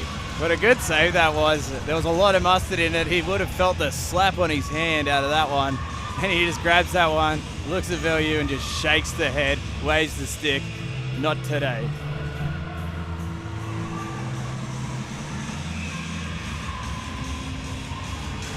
So face-off again is going to be won by the Thunder. Hazelhurst. It's out towards Bro, back to Hazelhurst. Trapped at the point, finds Bro at the half wall. Now Webster, no one at the top of the crease. So Webster's forced to go out wide to Bro. Value delays, goes out wide towards Marcotte. Hasso was blocked. Now Nico Vixton will come out of his crease. And pass it out, looking for Ben Bro. Slides out towards Kieran Webster. Loic Marcotte, the trailer. There is Rob Hazelhurst. Happy to send that one in the corner, make it a foot race. Bro will beat Clare to the puck. Will go back towards Webster in the corner. Webster delays. Pass has been intercepted by Adam Dowder. Just as Annesley leaves the penalty box. Annesley goes out towards Dowder, fires, shoots. Just wide. Here's a chance there for Annesley. Just couldn't complete the wraparound. Perth Thunder have got away with that one. Another foot race. Good work there by Woodman. So Woodman. Lodge at the point. Shot looking for the tip. Bears able to clear. Schlamp go out wide looking for Ratcliffe. Radcliffe, Guinea fires, shoots. Off the pad there of Nico Vixton. Atomic sack. Crosses the blue line, but finds Tobin. And that's going to be a penalty. At least it should be. And net has come off the pegs. No, net's come off the pegs. I thought it was going to come in for a slash, to be honest. What a crazy turn of events that one was. It was just chances back and forth. Dowder had an excellent chance on his hash marks, but snapped his stick, and that gave the Thunder a chance to rush back and put one on Kimlin.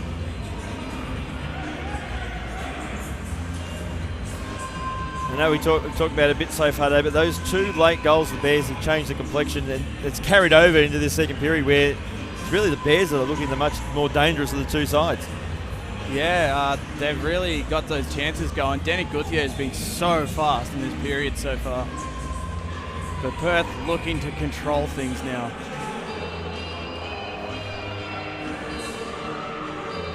So McMahon up against Newmark in the face-off circle. It's Newmark who wins it for the Bears.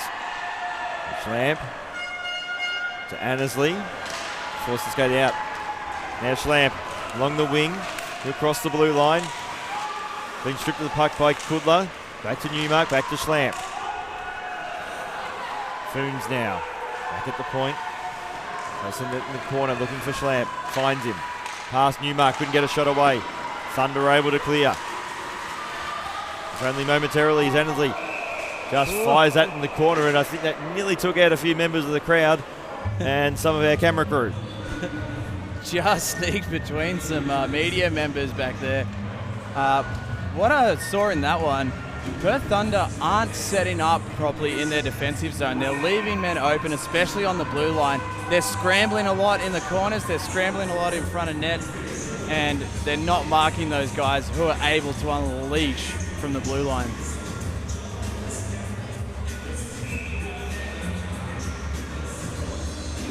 So neutral zone face-off. Dowder and Cox in the face-off circle. Dowder wins it for the Bears. DNA goes back out towards Foons. Rink wide pass. Now out towards Gauthier. Looking for Dowder. It's been picked off there by the Lyndon Lodge. Dowder fires, shoots, shot was high. Tobin. Again, the Bears keep it in. Eventually it's cleared. I think as far as Killian Gideon A. Gauthier left the puck behind. Gauthier gets it back, looking for Dowder. He's tied up there by Lodge. Dowder gets a shot away off the pads of Vixen. Puck still spun free. It's in! It's in! So Adam Dowder scores for the Bears. They lead 3-0. The Bears' first lead of the game comes from Dowder. A bit of lax defense from the Perth Thunder, and the Bears got a chance to waltz right up to the net there. A good goal from the Sydney Bears. Here we are, right out in front, snapped up just over the pads.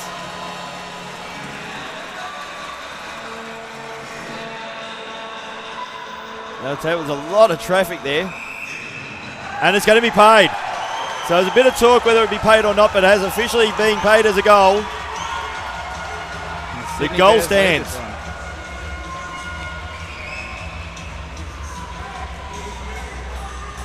And much like in the semi-final against the CBR Brave, the Bears, once they get the momentum, they're capitalising. Showing a bit of experience in the offensive zone, it seems. They're just happy to play with that puck and get a second chance. So face-off one has been won by the Thunder. So they sacrificed a 2-goal lead and now trailed by 1. Value out towards Marcotte. Shot was blocked. Now the Bears will be looking to clear through Ryan Annesley. He goes out wide. Jeremy Brucker looking there for the tip of Schlamp, but couldn't connect. Hazelhurst to Marcotte. To Value. The delay gets out towards Hazelhurst. Gets a shot away. And Hazelhurst just controlling the puck. Tried to pass out towards Kevin Value, missed him. Claire. Brucker will wait for the trailer. Schlamp fires, shoots. Vixen with a save. Don't shot in!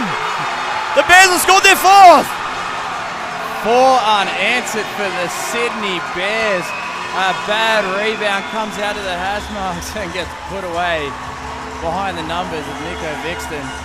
It is all Bears momentum now.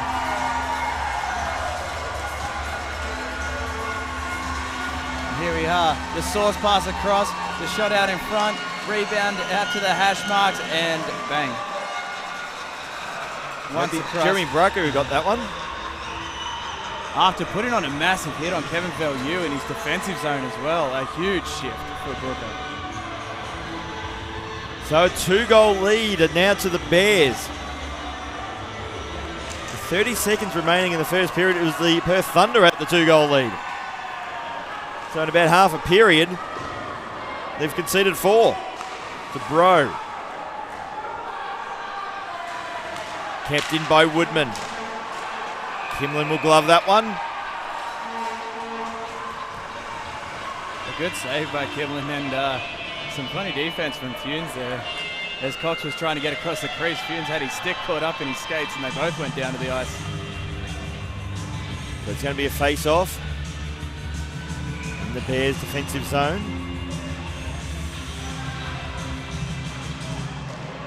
And it's going to be won by the Bears. Funes will get it out towards Ratcliffe.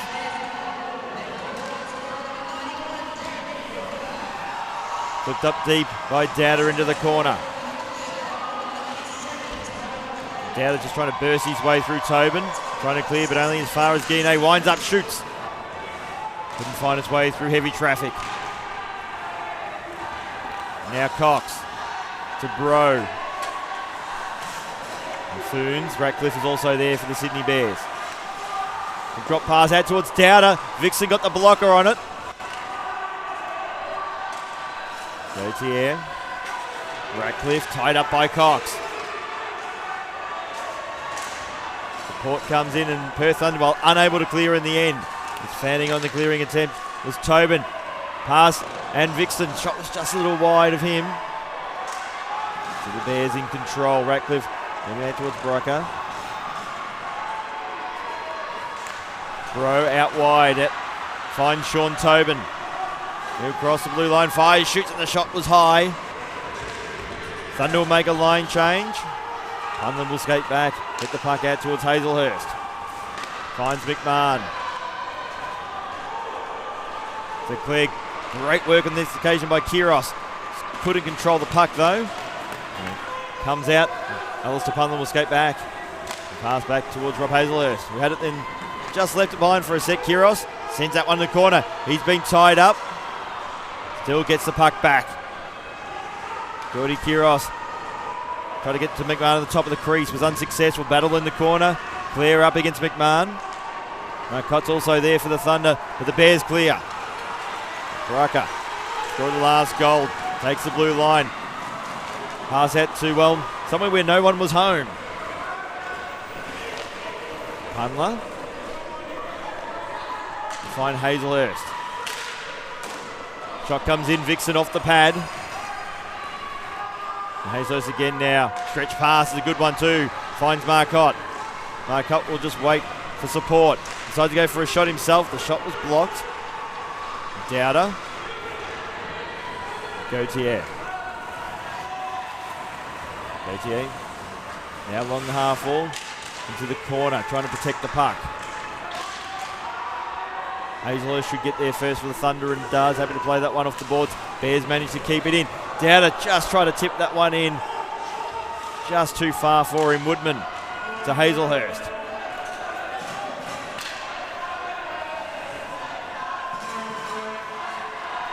So Rob Hazelhurst just assessing his options.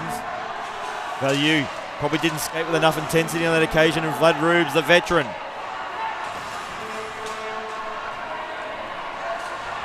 Now Brian Funes.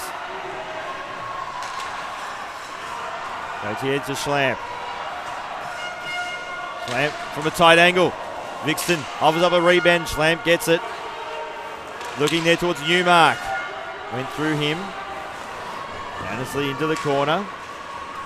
Vixen will come out of his crease.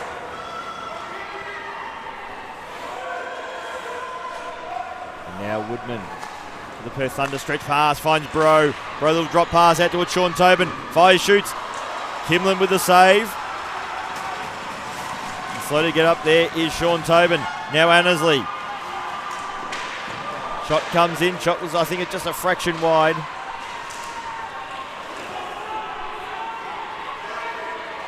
So sack. Goodman's also there. He has the puck. Try to get out towards Ben Bro. Bro left it behind. And Ryan Annesley should clear now for the Bears. Newmark gets it. We'll wait for the trailer, wait for support. Pass out wide. Just too wide for Tyrell Clare. He has it now. Ratcliffe. Well, he should have got that puck, should have trapped it. And now he's turned it over to Cox. Send that one into the corner. Foons will beat Tomic Sack to the puck. Down to Gauthier. Has support in the form of Ratcliffe. Ratcliffe looking to skate the puck out of his defensive zone. He does. He'll flip it up into the corner. Bit of run and gun. Ratcliffe beats Sack to the puck. Gauthier is also there for the Bears. Lodge has it for the Thunder. Weak out pass. In the end, he retrieves his own pass, gets it out towards Kevin Valou. Valou crosses the blue line. Driving towards the net. Here's a chance there for Marcotte. Kimlin with the save. The seas began to part. McKimlin shut that very quickly. The Gauthier looking to clear the zone, hasn't been able to. Now Foons does, just gets it out of there. And that will be an icing call, and we can all take a deep breath. What a long shift that one was. We saw a few things happen there. I don't know whether Sean Tobin has broken his skate or if he's copped a bad injury. He couldn't put anything on that left skate at all because he had to try and get off that ice. We're seeing the Perth Thunder's communication break down here. They're not marking their men in the defensive zone, and Nico Vixton is looking very frustrated at his defensive unit.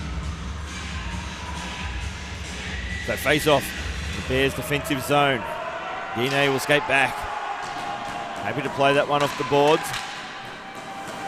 London will send it back into the corner it came from. Guinea will go out wide to Brian Foons. Foons laying that one off the boards. Kudla for the Thunder. So Alistair Punla just flips it up looking for Bro. Got enough of that to send it into the corner. Cox should get there first. So we go from one corner to the other. Webster just left that behind. Jeremy Brucker looking for Schlamp. It's been intercepted. Perth Thunder, though, had to get themselves back on side.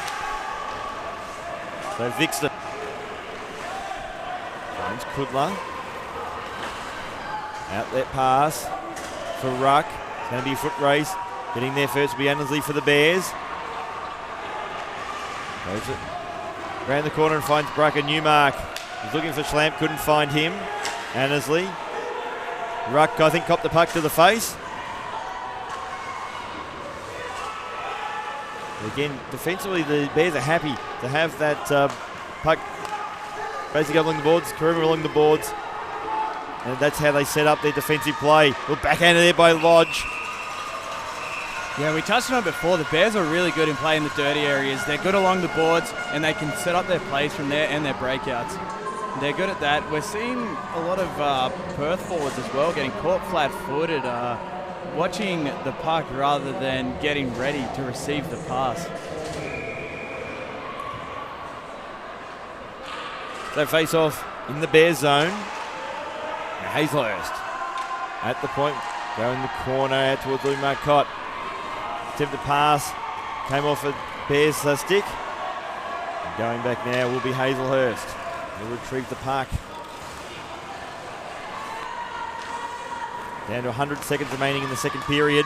Pass to Marcotte, come off his skate to Value. Value has it now, decides to go for the shot. The shot though was blocked. Marcotte's also there. Value has it, will pass back towards Hazelhurst. Fires, shoots, looking for a tip. Now Ratcliffe. Ratcliffe's just waiting for support in Tyrell Clare. Tried to get out towards Gauthier, couldn't find him. Perth Thunder now. Break out pass, a good one. Out towards Marcotte, decides to go for the shot himself. And Demanthi Kimlin had that angle covered all the way. Getting some good chances here, the Perth Thunder, testing Kimlin a bit. they really need to settle this down because this has been nothing but Sydney Bears all period. They have been just defending so well and then waiting until they can pounce and attack with the 3-on-2s. And they've got 2 goals here just from that tactic. So Perth are starting to get shots on Anthony Kimlin, but they're not quality shots right now. And from this face-off, well, eventually they will have the puck. Looking for Kiros. Just couldn't stuff it into the net. Now Schlamp. He'll skate it out of the defensive zone along the wing. Vixton forced to play that one out towards Kieran Webster. He's been stripped of the puck. Here's a chance for the Bears. Brucker just couldn't get a shot away. So Woodman. Woodman goes blue line to blue line. He'll go for the shot himself. And again, Kimlin gloves that one. Again, not a big quality shot. It was from out wide, but you got to shoot to score. And testing Kimlin. Maybe you can wear him out. Maybe you can sneak one past him once he's sick of dropping. But they got to get something going here before the end of this period with 36 seconds left. So again, face off. Defensive zone for the Bears. Value get the puck first for the Thunder. It's up against 2 Bears opponents. Crow eventually gets it for the Thunder. Marcotte went back to the point, just too wide there for Hazelhurst. It's the little things that just aren't working for the Thunder at the moment. Into the corner. Annesley. Gautier. Only 5 seconds remaining in the second period. Ratcliffe fires that one up high. Hazelhurst. He'll just protect the puck, and that will be the end of the second period. One that was dominated by the Sydney Bears. They lead the Perth Thunder 2-0. Yeah, the passing and the defense from Perth Thunder just got real sloppy in that one. 4 unanswered goals for the Sydney Bears. They're controlling this game at the moment, and they're doing it through that defense that we know well from the regulation season. And that's what you said about the Bears dominated that period, the momentum, and I just look back now, and it's the game sits, those 2 late goals in the first period seem to have changed everything in the context of this game. Because since then, the momentum has been purely with the team in white. Yeah, it was 2 bad penalties. The Bears capitalised on it. Their defense is just getting better and better and better. We're seeing the 2 captains now discussing with the refs something at the end there. But Perth needs to calm down in the locker room. They need to come back and they need to just play their hockey that they were playing at the start of this game. They were perfect to start this one, and now they're just breaking down in all areas of this game. And I think as much as they were getting shots on Kimlin's net, very one-dimensional the way they were doing it. They were going shots out wide, shots from the point. They weren't really creating much traffic in front of Kimlin's crease. It really made Anthony Kimlin's job a hell of a lot easier with the way that the Perth Thunder were actually constructing their attacking plays. Yeah, it seemed to be just put anything in the crease and hope for a good rebound. Kimlin seems to be real dialed in at the moment. He's not letting anything out. If he's got a chance, he's going to smother it. And that Bears defense unit looks to just want to protect him. They're all around the crease. They're clearing pucks out. And they're getting things out. They break out really well is what I'm noticing here. And the forwards just come in, pounce, attack Nico Vixton, and just get him completely uncomfortable in his crease. I know they say good things happen when you shoot, but sometimes you've got to be creative while you're doing it. But to wrap things up at the end of 2 periods in the 2019 Australian Ice Hockey League Grand Final presented by Air Canada is the Sydney Bears who lead the Perth Thunder 4-2. We'll be back shortly with the third period of play.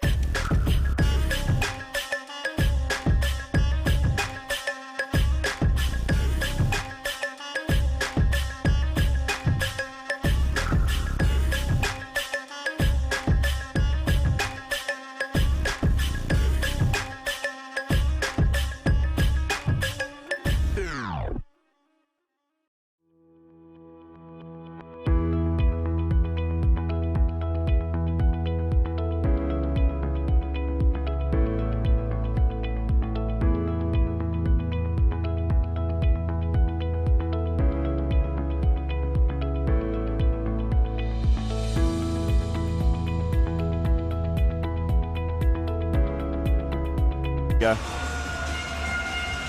Welcome back to Hunter Ice Skated Stadium for the third period in the 2019 Australian Ice Hockey League final presented by Air Canada. It is the Sydney Bears who lead 4-2 over the Perth Thunder. The Bears getting 2 goals in that period to take the lead. Yeah, it's just been Bears momentum that whole period. They've got 4 unanswered now. Perth need to settle things down. They need to get their team play going again. They're a good offensive team, but they're just not setting up at the moment. They need to try and get that strung together and get something past Killen just to get their confidence back. Yeah, that's the thing now. I think they've got to be a bit more creative and possibly move back to what they had in the first period in terms of their line matching. It worked well, actually, not having their top line sort of line matching against the Bears' top line. And they sort of went away from that in the second period. I think they need to bring that back because as a tactic, it seemed to be working for them. Yeah, as we're seeing the 2 goalies now, Nico Vixton has just been absolutely tested in this one by a Bears offense that we didn't expect coming out of this. Bears have 10 goals on this weekend so far. They got 4 today. Do you think they're going to make up 6 again? Could well be. We're moments away from the third period. Potentially the final period of the 2019 AIHL season. Unless the Thunder can find something and at least bring this game into overtime. So Hazelhurst doesn't have much to work with right now, so he'll go out towards Punla. He's found on his initial pass, skate the puck out. Sends that one into the corner. To Marcotte. Mr. Lane tried to do it all himself, gets a shot away, but Kimlin had that one well covered. A decent shot. Luke Marcotte scored from that same area before with that same kind of move, just kind of getting to that top hash mark and just unleashing. But Kimlin saw that one coming and sealed off that whole angle. The face-off will be in the defensive zone for the Sydney Bears. They'll take 2 on this face-off.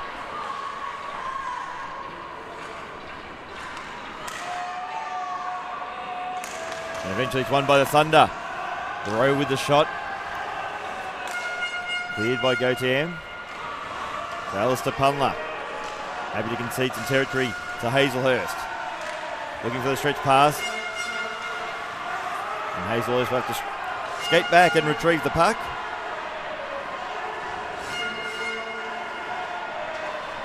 The Kiros. Eventually clears. Ratcliffe, backhanded pass. Into Dowder. Cox to Kiros. So Cox, he's forced out wide. Couldn't get a pass away. Cox with a pass back to nobody bar Adam Dowder for the Bears. Danny Gautier. Escape the puck through centre ice. Little drop pass out towards Ratcliffe. Fires, shoots. Nixon with the save. Puck goes in the corner. Ratcliffe. He's tied up there by Kieran Webster.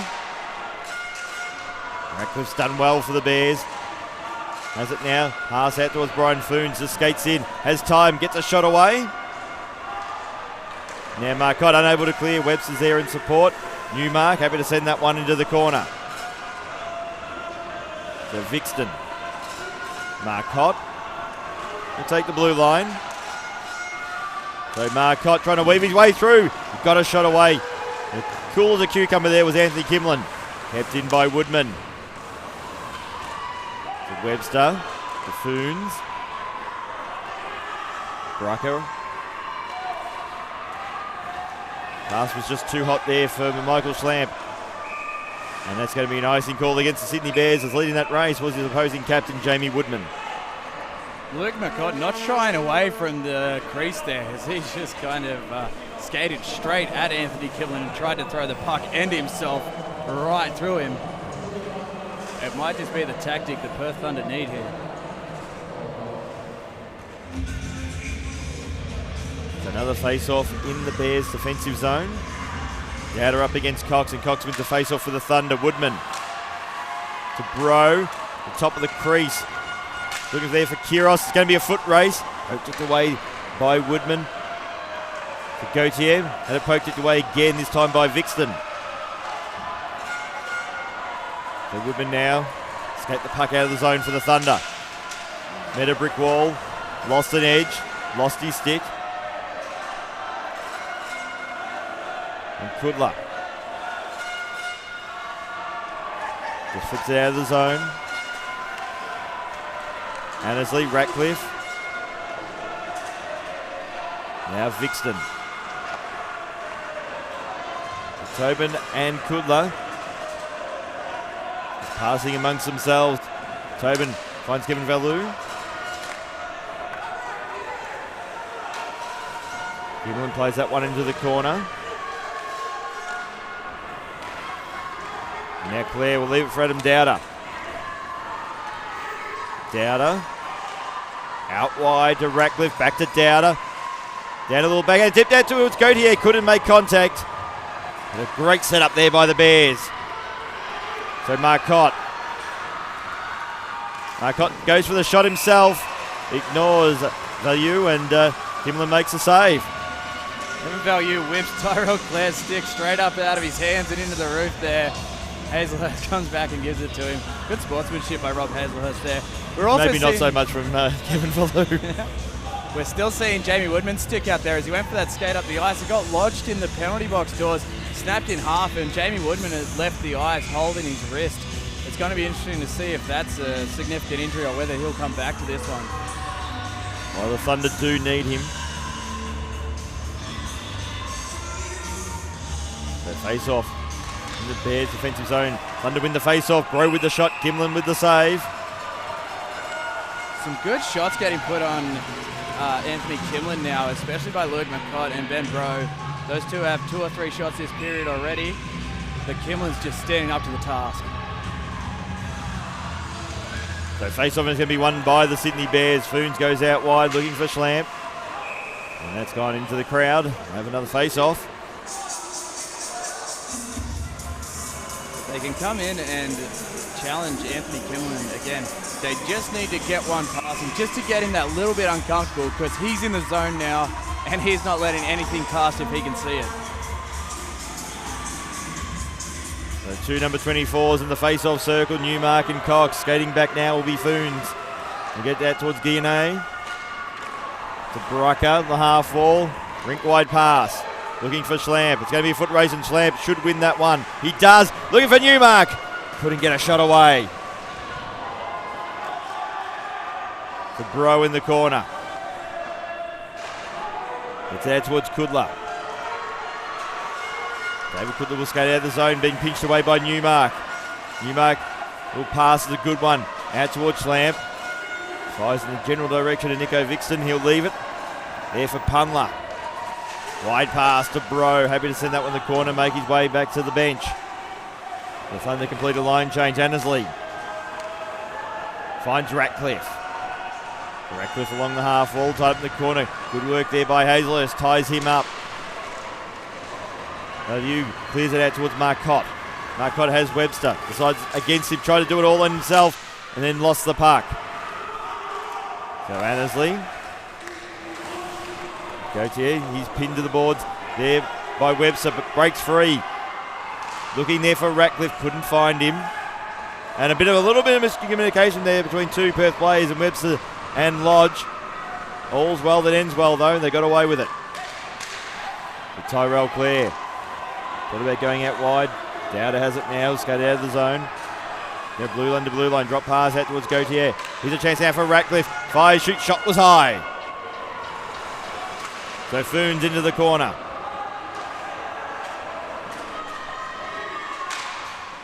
Lyndon Lodge skates the puck out. Foons. McMahon. Hazelhurst. Pass is a good one. Finds Louis Marcotte. Marcotte driving towards the net. And it's going to be a stop in play, and it's going to be a penalty, I think, for a trip. It will be. It's going to be a tripping going against the Bears here. Tyrell Clare. Luke Marcotte tried to push to the crease. Maybe they can get one back here, get that bit of confidence. I'm not seeing a lot of good breakouts from the Perth Thunder. They seem to just be trying to get a forward all the way up to the blue line and get that stretch pass up to him and have him do all the work by himself. I think they need to come back, help their defense, and move together as a team to get things going. They could prove me wrong here if they get a power play goal, though. Well, as a line, they haven't been working particularly well, have they? You've seen too many where it's particularly Marcotte is trying to be doing it all on his own. Drew a penalty on that occasion, but there's a couple other times where they really need to pass the puck around a bit more. The Thunder with the power play, and they have it from the face-off. Marcotte at the point. So Marcotte in the half wall. Gets out to his Kevin Value. Shot comes in. Pad save there by Kinlan. Found its way through heavy traffic. Marcotte along the half wall. He'll get it now. Good work by Dowder. Strips Marcotte of the puck. Gauthier and Dowder. Gauthier has it for the Bears. He'll just delay. Wait. In the end, he's just going to cycle around, eat up some time. The Bears are happy for him to do that. Dowder. Gauthier got a shot away, but gobbled up a good 7 or 8 seconds of penalty kill time doing that. Bro, Webster. To Webster. Dowder. Finds Gauthier. And he's happy to send that one in the corner, make his way to the bench. Both sides complete a line change. So Woodman. Woodman forced out wide, and that is offside. I think Tom McSack might have been the offender on that occasion. Perth really need to settle on their fundamentals. It's what the Bears do well. Their fundamental hockey is great. The Thunder, they could have had a chance then, but they had two forwards who didn't have their sticks on the ice and weren't ready to receive that pass, and it just completely missed both of them and bounced out of the zone and ruined a good chance. Neutral zone face-off. Less than a minute remaining on the power play for the Thunder. Haven't really been able to do much so far with the man advantage. So Lodge skates it out now for the Thunder. The cycle in the corner. Kiros. Jordy Kiros. Go back towards Lodge at the point. Goes out wide to Woodman. Sack. Just well, couldn't keep it in the end. And Lodge will have to delay. So everyone's onside. Goes out wide. Looking for Sack to Cox. Now Value. Value fires and shoots wide. And Woodman will go back to get the puck for the Thunder. As all of a sudden the crowd getting into this game. Gauthier. Now Hazelhurst. Pass out towards Value. Get back to 5-on-5 hockey.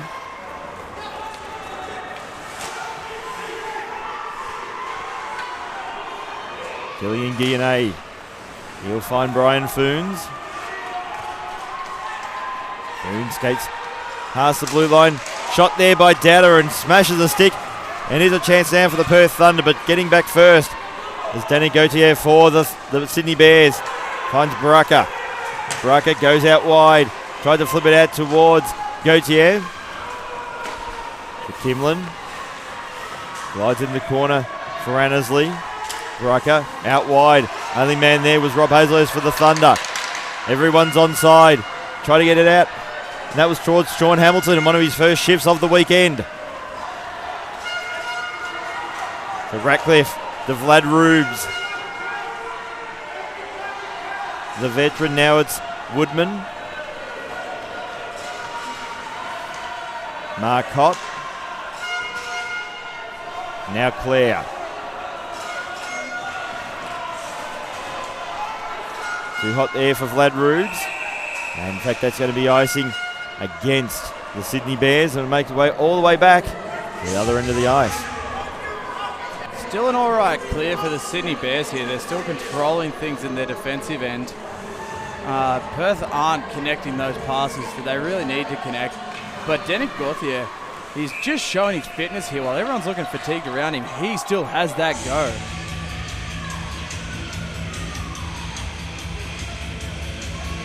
So face off, Bears defensive zone. Vlad Rubes taking it, the veteran for the Bears. So Clare gets out towards Newmark.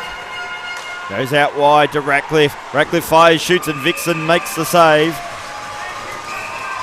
A comfortable save for Nico Vixen, which is good for him right now because he just needs a bit of a rest, I think, as he's chasing after pucks that are coming flying his way and going into the corners.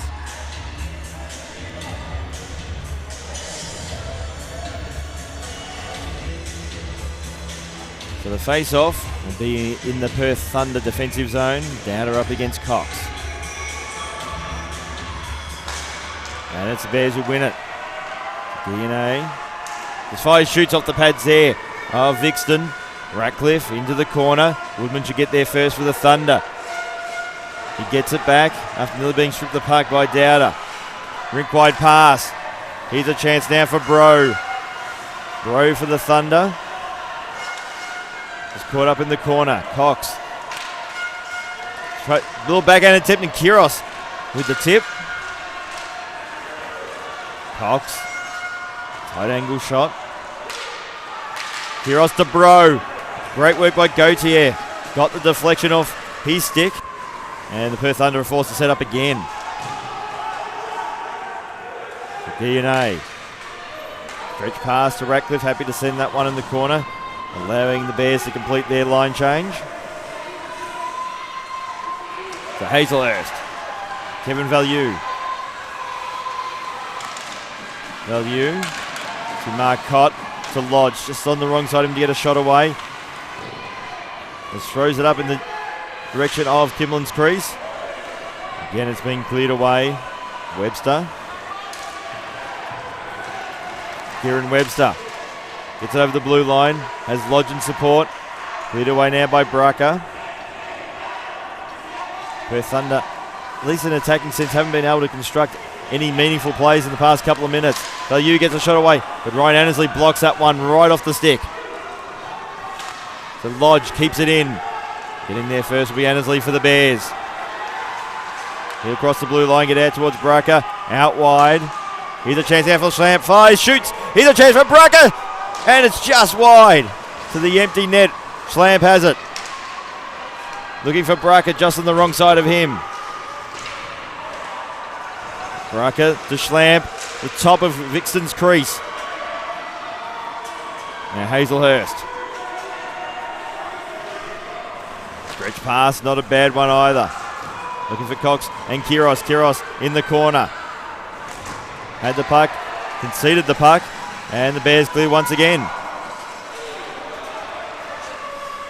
Pass to Kiros. Out wide towards Bro. Bro tight angle shot. Kimlin had that one covered. Gauthier now crosses the blue line. Driving towards the net. Left the puck behind. Woodman. Looking to skate the puck out, does. Soft pass finds Gauthier. Buffoons. Gauthier. He finds Ratcliffe.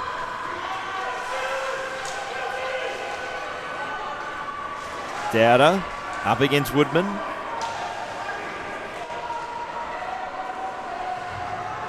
And eventually numbers for Perth win out. It's Marcotte. Webster, I think, may have got a little bit on fact the linesman disagrees and said that's going to be an icing call. Bears in full control right now. There's no goal scored in this third period so far. And the Bears are just playing that defensive game. They're playing it smart. When they get that puck into the slot, they're taking their time and using that shot just to scare the Perth Thunder enough that they don't take chances. The face-off won by Vlad Rubes for the Bears. The pass misses everybody. Marcotte will swoop on it now for the Thunder.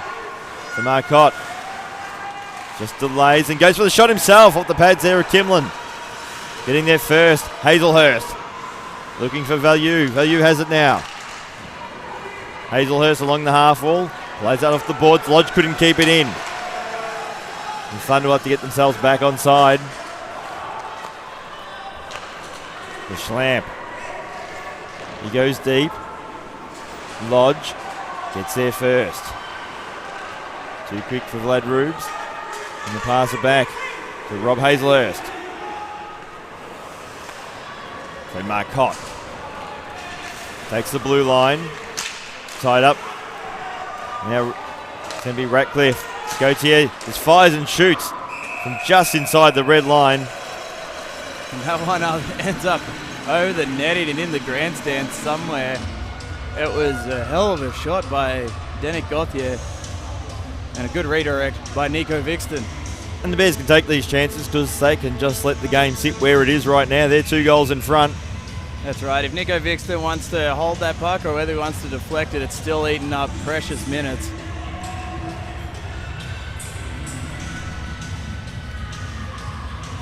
So a face-off in the Thunder defensive zone. And it's the Thunder who do win it. Woodman. Now Foons.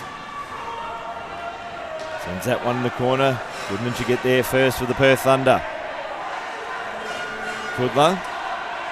Pass out. Too hot for Kiros. Kimlin forced into action. Going to play that aggressively. In fact, he's hit the netting, so that's going to be a penalty against Anthony Kimlin. That's gone straight into the netting. Yeah, it looks like they're going to go over and call that one. It's an unfortunate penalty to take. With just under 6 minutes to go in the third period. They do say a 2-goal lead is the worst lead in hockey. Could we see something here from the Perth Thunder? Jeff Scott's pretty much telling the Bears bench to get someone into the penalty box to sit on behalf of Anthony Kimlin. And who's going to draw the short straw here? It's going to be Vlad Rubes. Normally you send your youngest player in the team to the box. It's good to see the Bears are following that tradition, getting a 48-year-old into the penalty box. League veteran Vlad Rubes. So Thunder on the power play. They trail by 2 goals. Can they score and change the complexion of the match as it sits as it is right now? Hazelhurst goes out wide to Louis Marcotte. Goes back towards Hazelhurst. He goes out wide. Ben Bro along the half wall. Looking at his options. To Bro. Rink wide pass. Good setup. Chance out. And the shot was just a fraction high. Hazelhurst trying to go top shelf. And Hazelhurst lost the puck and the Bears clear. Another juicy rebound from Anthony Kimlin. Hazelhurst puts it well over top deck. To Value. A bit of a nothing pass. The Thunder will get away with it. Value gets it back. Out towards Marcotte. Marcotte was onside. Now Rob Hazelhurst. Back to Kevin Value. Back to Bro. Fires, shoots. And that's in the glove there of Anthony Kimlin by Ben Bro. What an awesome save by Anthony Kimlin there, getting across. Bro had just inside that post lined up, and it was earmarked for there. Kimlin managed to just flash the leather and settle that one down. And the idea was right there by Bro. In fact, Perth Thunder are going to call a timeout. That slight bit of hesitation from Ben Bro might have been all Anthony Kimlin needed to get across and get set up. Just a minute and 5 seconds left. A minute and 4 seconds left on that power play. It's interesting that Dave Ruck is taking the timeout now with 5 minutes remaining when they're behind. Yeah, it could really cost them, especially on a power play as well, where they had that bit of momentum. You don't really want to cut it out here. But even the fact they are behind on the scoreboard, often teams want to leave that the timeout to when they may want to actually set up a play with the extra attacker. Yeah, we're going to see that come into play in the next few minutes, whether Nico Vixton will have to do that high jump over the boards. But for now, we've got some 5-on-4 hockey. Perth Thunder looking to cut that lead down.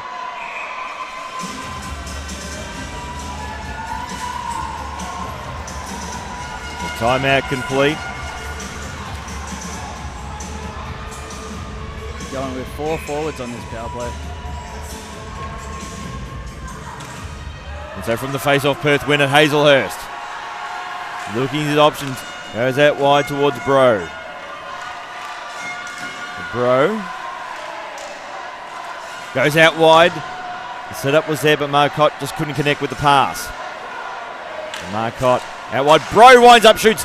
Pad save by Kimlin. Value shoots. And another save by Kimlin. Standing tall for the Sydney Bears. The first save was good. The second save was better. Kevin Value had so much time in the slot, and he put it up high. Kimlin had to pop up off those knees to shut that one down.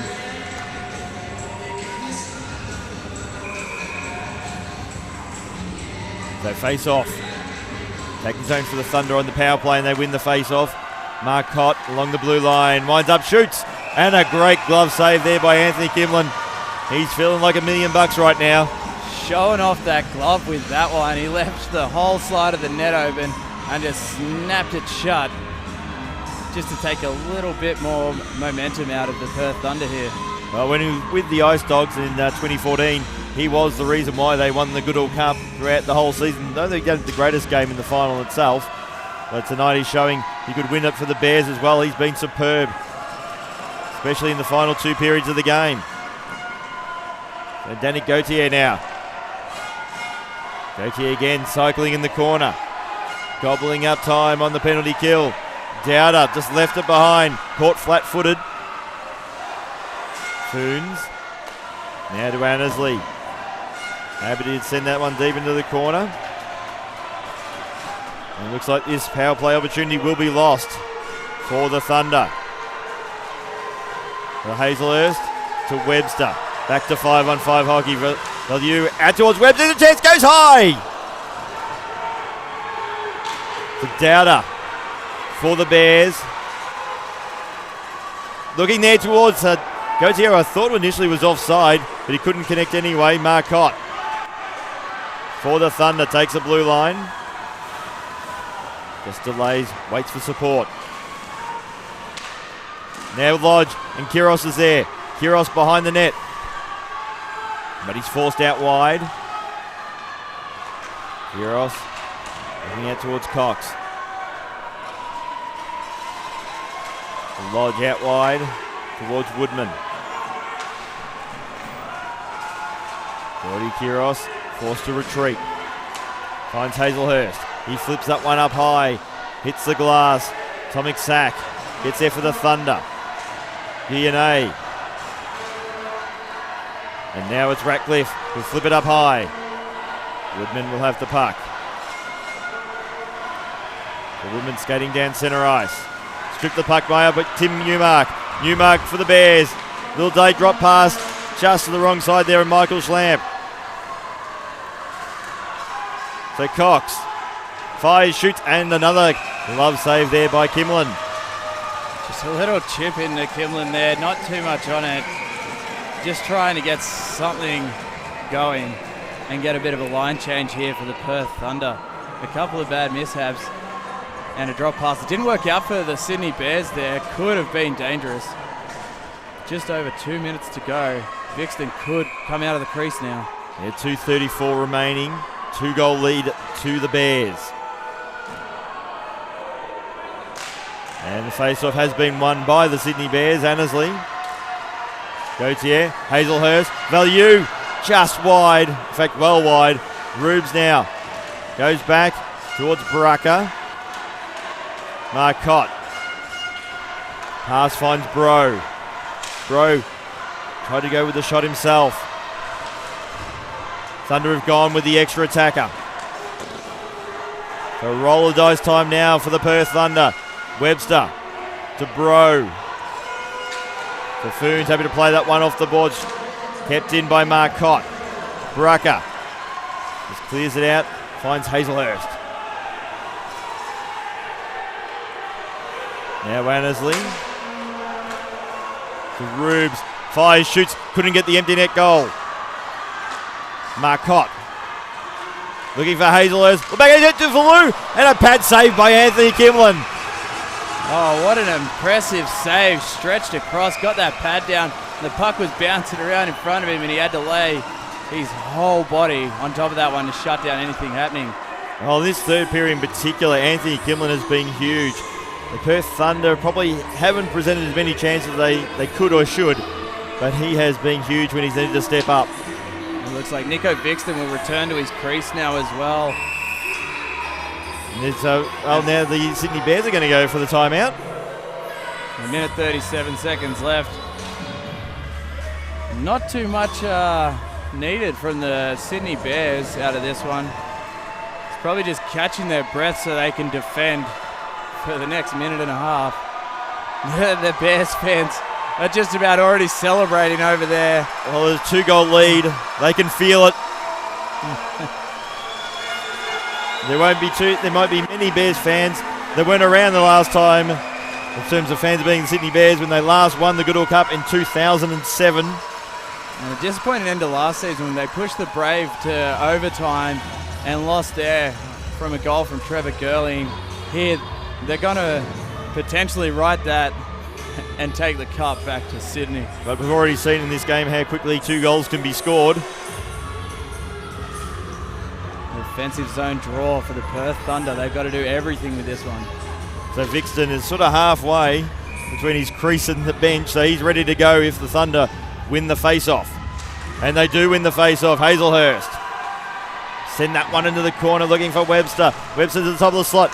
The extra attacker is Kiros. Gets a weak shot in the way that was wide. Still the Perth Thunder in control. So Marcotte. Bears able to clear to Danik Gutierrez. Gutierrez goes out wide. Ratcliffe fires, shoots, and that was wide as well. Now Kiros. Back out towards Marcotte. Time fast becoming the enemy of the Perth Thunder. To Webster. He's forced out wide, tight angle shot. Off the pads of Kimlin. Kiros will leave it for Hazelhurst. He fires and shoots through heavy traffic. Gauthier clears. And that's going to go wide. And that will be an icing call. Just under 49 seconds left to go up on the clock there. It's do or die for the Perth Thunder. They got to make up 2 goals in not a very extensive amount of time. We're seeing players bent over their sticks. Fatigue is set in hard here. And everything has to be perfect now. Thunder need to win this face-off. But it's going to be Brian Foons who will get it for the Bears. Puck avoided Ratcliffe. Scanning back now will be Hazelhurst. With just over 30 seconds remaining, it's run and gun time now for the Thunder. He goes out wide to Marcotte. Just on the wrong side of him. Webster. Have to go back. Finds Hazelhurst to Marcotte. He's onside. Sends that into the corner. Kimlin will try to get out towards Ryan Annesley. Puck spills free. Gauthier can seal this one. Danik Gauthier will skate in, shoot, score, and the Sydney Bears will go on to win the Goodall Cup. There's no coming back now for the Perth Thunder. Look at Anthony Kimlin in his crease, laying down, thanking everyone for that one. It's a huge goal by Danik Gauthier there to give the Bears that cushion they need. And here it is, speed, patience, gets there, puts it away, comfort goal. Just remain calm. A great pounce. Job done. A great pounce from Danik Gauthier. He's so fast. It doesn't look like it because of how big he is and how long those legs are. But once they start pounding away, he gets some speed about him. So both sides are going deep in their lines for the Sydney Bears. Haynes, Esposito, Wardlaw, Gunner. They've not received any shifts this weekend. They do now. Michael Haynes goes out towards Adrian Esposito. Looking for Wardlaw, couldn't find him. And the Sydney Bears are your 2019 AIHL champions. Yeah, the first Goodall Cup victory since 2007, the third in the club's history. This is a victory for the little guys. Second grand final appearance in a row, and they've done it. They slayed the Giants yesterday. They come out and they beat the underdogs, the Perth Thunder, coming from 4th place, winning the cup. It is huge for the Sydney Bears. Which is the same when they last won in 2007. They also came from 4th place, so it seemed to be their favourite position from winning Goodall Cups. They're doing better when the pressure's on them. A huge win These fans are going wild. The team is celebrating quite hard on top of Anthony Kimlin. And the Perth Thunder going and giving Nico Vixton the pat on the back as well. There we have it. Brian Funes, so ecstatic coming back to the bench. Yeah, just with a big roar, but as a club, they've done a lot of work to almost reinvent themselves with the move back to Macquarie, the spiritual home for many years, under the various guises that the Bears club has been under. And what a club it is. They've got so many leagues. They do so much for local hockey as well. And to come out and win this, it's big for Sydney. But you can see there Kevin Valou for the Perth Thunder. He's distraught. The Thunder so close. Their first grand final appearance, and it's an absolutely devastating loss for them. But we're talking about the Bears being quality club. So is the Perth Thunder. It is a club built on good people. And it's disappointing that they won't be able to take home the cup today. But in a context, they've made the big step. They've won the final. They did that yesterday. They actually led the game. They got the first 2 goals, so they had 5 goals scored against them. But you have to look back, going back to that latter part of the first period, where they gave away 2 bad penalties. And that's that might sound harsh when I say that, but they really weren't good penalties to give away. And the Bears just went bang, bang, 2 goals. It leveled things up in the first intermission, and they just took the momentum they had and ran with it. And beyond that, Perth really didn't have too many chances beyond that. Yeah, it seemed to be the complete change in the game there. Perth were running it at the start of this one. They took the 2 bad penalties you mentioned, and the Bears capitalised on both of those power plays. Since then, they've had 3 unanswered goals after that. And here they are, 2019 AIHL champions. And they're enjoying it, they're loving it. The fans are going wild. Yeah, the fans there are almost about to break down the glass here at Under Ice Skating Stadium. They're that happy. And there's the Goodall Cup. CBR Brave had it this year, and Sydney Bears will take it away this time. It's huge for them. And yeah, things staying basically in the state of New South Wales for now. Well, ACT is a separate territory. No, New South Wales can't claim that one.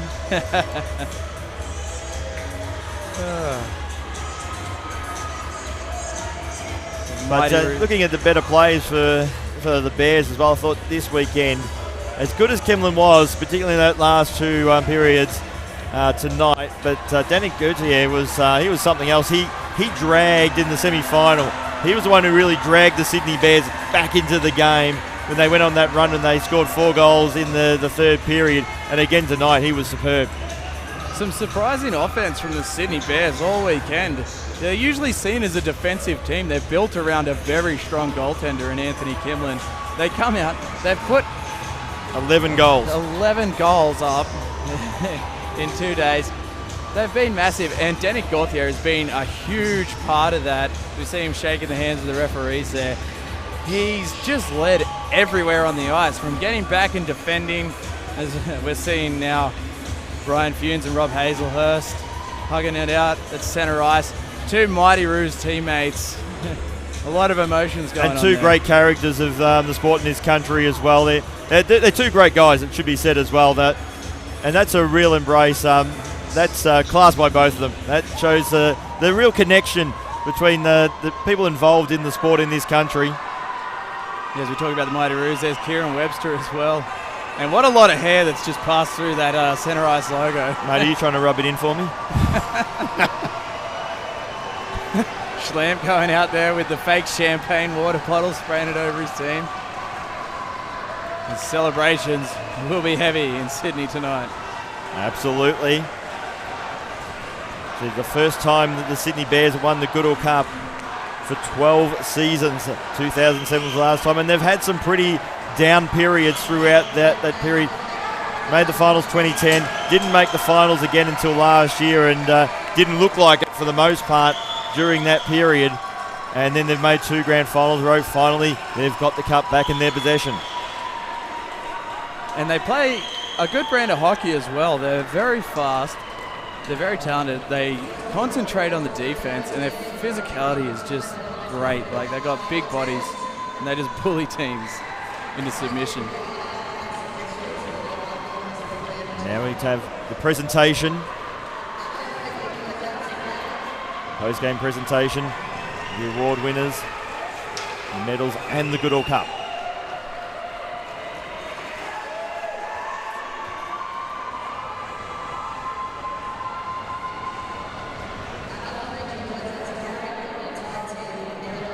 Our hard-working camera crew out there trying to set up that centerized camera. Congratulations to Gary Doré for hosting the 2019 AIHL Finals presented by Air Canada.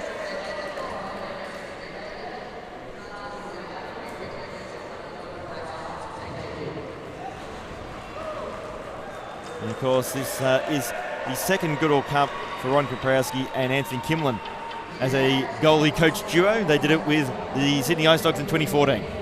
Yeah, obviously working well together, and they've really strung this team together, especially in this final weekend.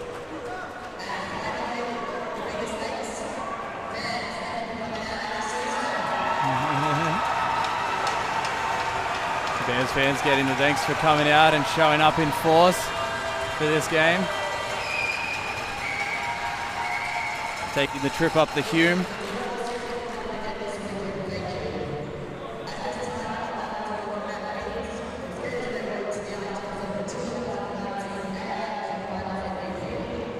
Time for the AIHL Finals MVP.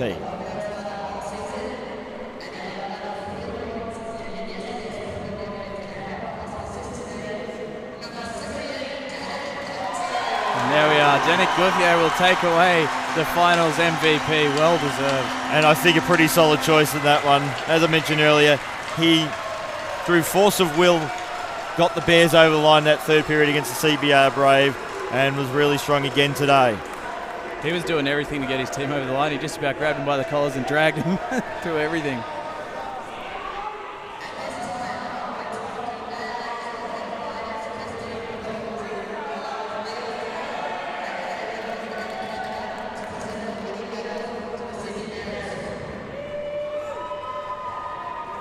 Now we have time for the medal presentation.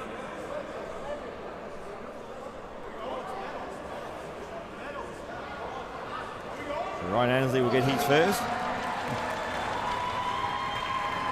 Basically the coach player for the Sydney Bears, Ryan Annesley. Yeah, as we've been talking about, I've certainly been talking about all season, very smart hockey player. I think he knows the game really well, and I think if he wants to go down that path, he's got a big future ahead of him in terms of coaching. He's a bit of a floor general when you see him out there. Not only is he playing his own game, but he's out there pointing his team in each direction. So Brian Foons with Tommy Stevens' jersey.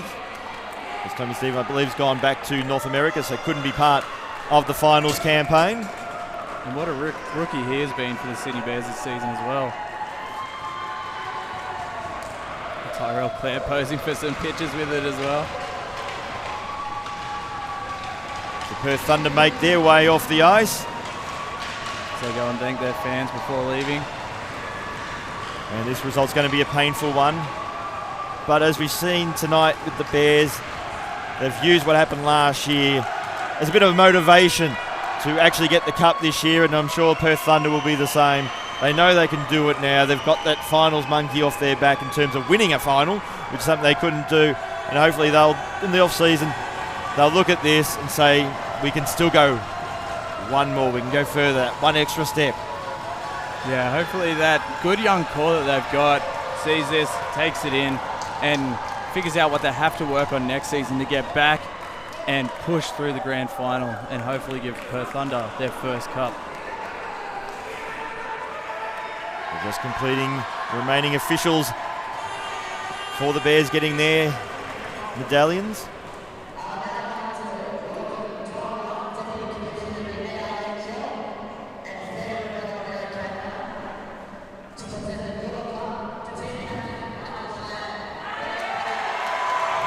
So Michael Schlamper, I believe, was a member of the last time they won the Goodall Cup in 2007. This time as captain. He'll get to do the victory lap first.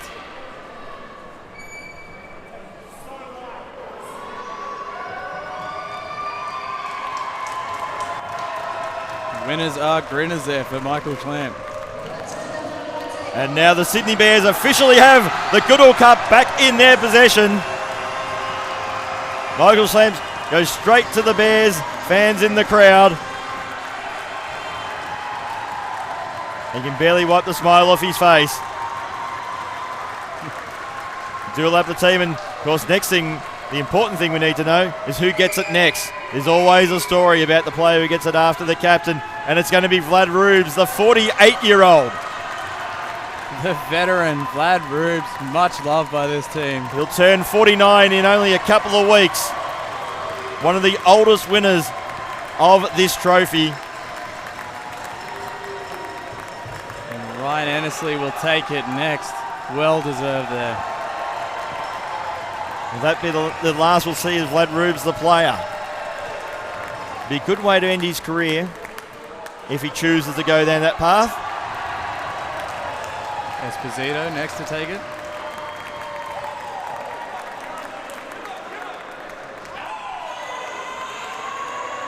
And Anthony Kimlin, the highlight reel goaltender. There he is. And now 2 Goodall Cups with 2 different teams.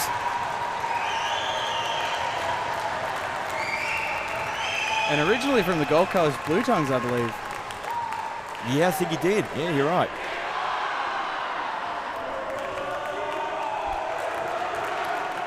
Tyrell Clare, the young defenseman, takes it straight to the fans.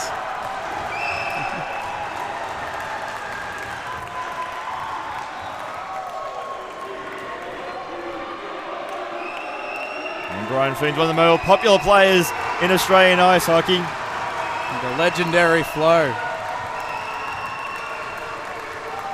And again, here's a player who actually won the Goodall Cup as well with the Sydney Ice Dogs. So he was part of that lineup with Kimlin and Ron Kaprowski. Danik Gauthier, finals MVP. The one skate lap. He goes to his fellow import, Adam Dowder.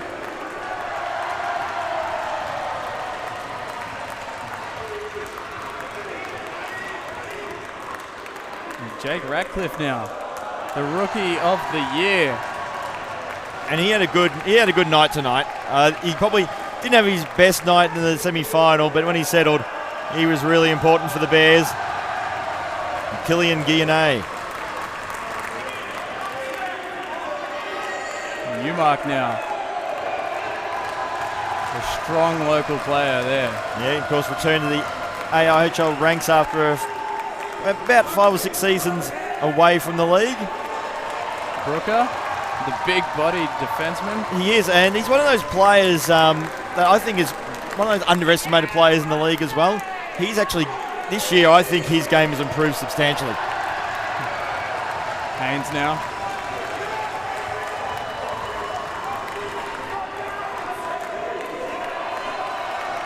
Xander Wardlaw, one of the young up-and-coming players for the Bears. He's been excellent all weekend. Everywhere he's needed to be, he's been. Joey Gunn, another one of these young players. Didn't get to see too much action this weekend. Lucky 13 gets a lap with a cup.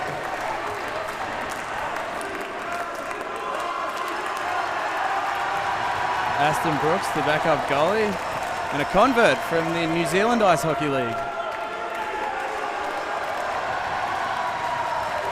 And William Lamoureux, this wasn't part of the lineup this weekend. Mokin. It's a good sign that even the players who weren't part of the weren't dressed this weekend, they're still part of the team that won the cup. And now Ron Kaprowski, 2-time Goodall Cup winning coach. Shaking the change out of that cup.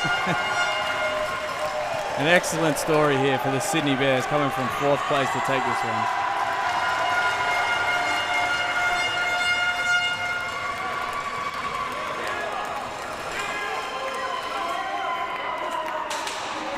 Now it's being passed around the officials.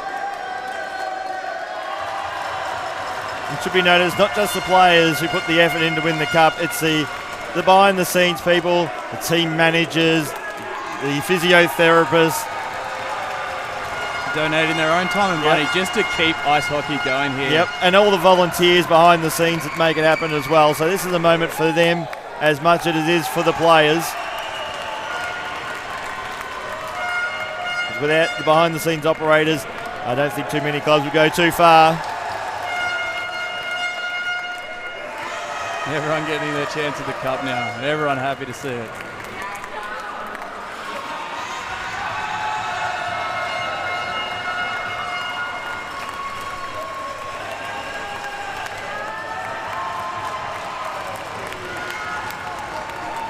It's good to see that everyone involved in the club is in the day-to-day operating is getting their chance to embrace the moment. Isn't it great to see that no matter how fatigued you are at the end of the game, as soon as that cup's in your hand, it's a second bout of energy. It is. I must admit, it's not that heavy. Yeah, that's It's not as quite as heavy as it looks. I got a chance to lift it last year, and I was pleasantly surprised when I went to lift it above my head. Did you get a drink out of it? I didn't want to drink out of it because I saw some of the other faces that touched it. I can confirm I've drank out of the cup at least once. Also drank out of the Trans-Tasman Trophy, that's another story. You could probably drink out of the H. Newman Reid Trophy if you go find it outside. I thought that's a trophy surrounded by drink. But now the Bears go towards the fans, the loyal fans of the Sydney Bears Club. As they'll pose for their formal photos. Here we are, the fans are going to stack in behind him and get into this one. These photos are always great. Yeah, it's not just going to be the players. It looks like those fans who have made the journey up the highway and got tickets for this weekend are going to be part of it. So this is a photo and a moment, not just for the Bears as a playing group, but for the Sydney Bears as a family. Fans still pouring onto the ice through the penalty box.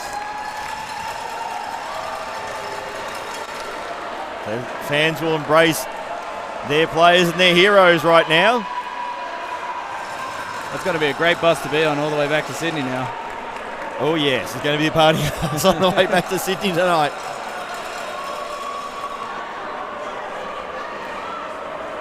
And here comes our interviews. So Brian Funes is going to be the first one up.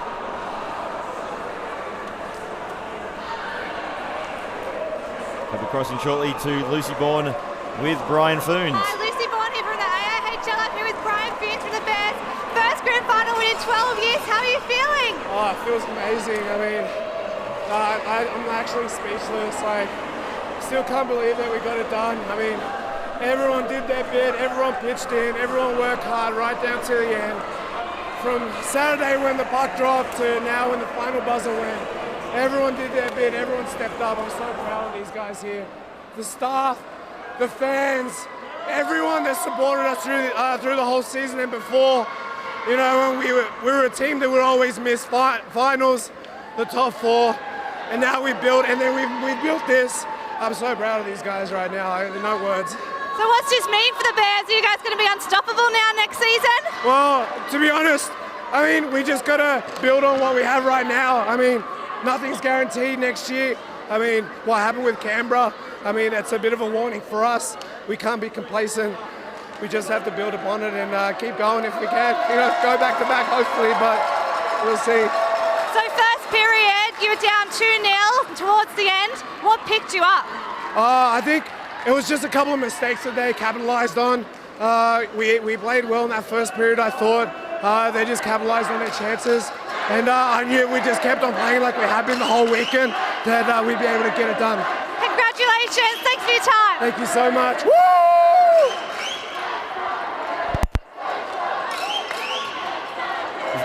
Right, so that was Rosie Bourne with Brian Funes. And Brian Funes, I must admit, he's one of the first guys when you come to rink to actually shake your hand and say g'day. He's a great hockey citizen, Brian Funes. And now we'll have Lucy Bourne, who's actually got Vlad Rubes, the veteran, at 48 and a Goodall Cup winner. So how much does this mean today for the win? You know, like out of those four, we won 3, so it's a pretty good record. But yeah, tonight, you know, look, being 48, or almost 48, it feels pretty special and it's amazing. But yeah, it doesn't change any feeling from the first one we won. So you've been with the Bears for a long time. What was the feeling like on the bench today? Well, everyone believed we're gonna do it because like last night was a hard game, and today we really felt that we can do it today. And yeah, even being 2 goals down, you know, we came back right on the dot in the first period, and then scoring 2 goals in the second. Like we believe we're gonna do it. Yeah. Thanks so much for your time. Congratulations. Thanks a lot. Thank you. Well, thanks, Lucy. And that was Vlad Rubes. Again, a tremendous servant to the sport here. He's been player, he's been coach, he's coached the national team as well before Brad Vigot had that role. So he has contributed so much to the sport in this country. Born and raised in Czechoslovakia, so he was basically born in a country that doesn't actually exist anymore. He's an excellent student of the sport. He's just been learning and getting better and passing on that knowledge, especially to these young Bears players here. He's a great mentor, and it means everything to them to have him along for this whole ride. And a player who has a role in the team now and seems to play it very well. At age 40, in your late 40s, you don't really want to be a top-line player. Now we go back to Lucy Bourne, who has Anthony Kimlin, the goaltender for the Sydney Bears. Kimlin, goalie for the Sydney Bears. Grand final win, how are you feeling? You don't really have words when this happens. I mean, 4 years with this team now. Just to win with the guys that are the names are going to be on this cup, it's undescribable. What do you think this means for the Bears? I think ever since the end of 2017, we've been building towards something, and just to do what we did yesterday and follow it up today, hopefully we can keep that going in the future. If you had to sum up the game in just a couple of words, what do you think you'd say? I honestly don't know. Just relief, I think. Relief in one word. Congratulations, you played a great game. Awesome, thank you so much.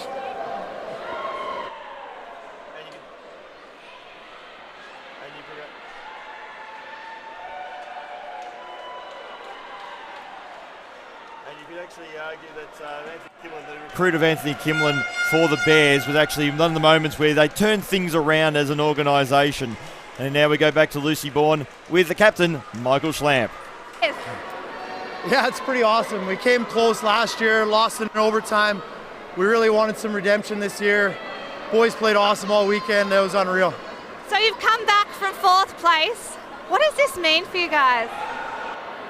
Yeah, I don't know. It was just unreal. It was a tough season for me personally. Hurt my knee close to the start of the year. Came back kind of towards the end of the year. Did rehab really hard. I thought it was going to be done for the year. Boys played awesome all year. And this weekend we were just unreal. The last time we won it in 07, we came from 4th place as well. So it was kind of good memories from them, for the old boys like myself and Vladdy and Espo. So yeah, it was sweet. Are there any people in particular you'd like to thank for the Bears season?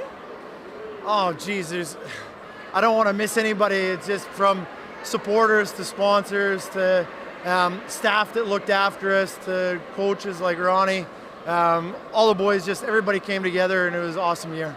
And thank you to Newcastle and Gary for hosting. You guys did an awesome job this weekend.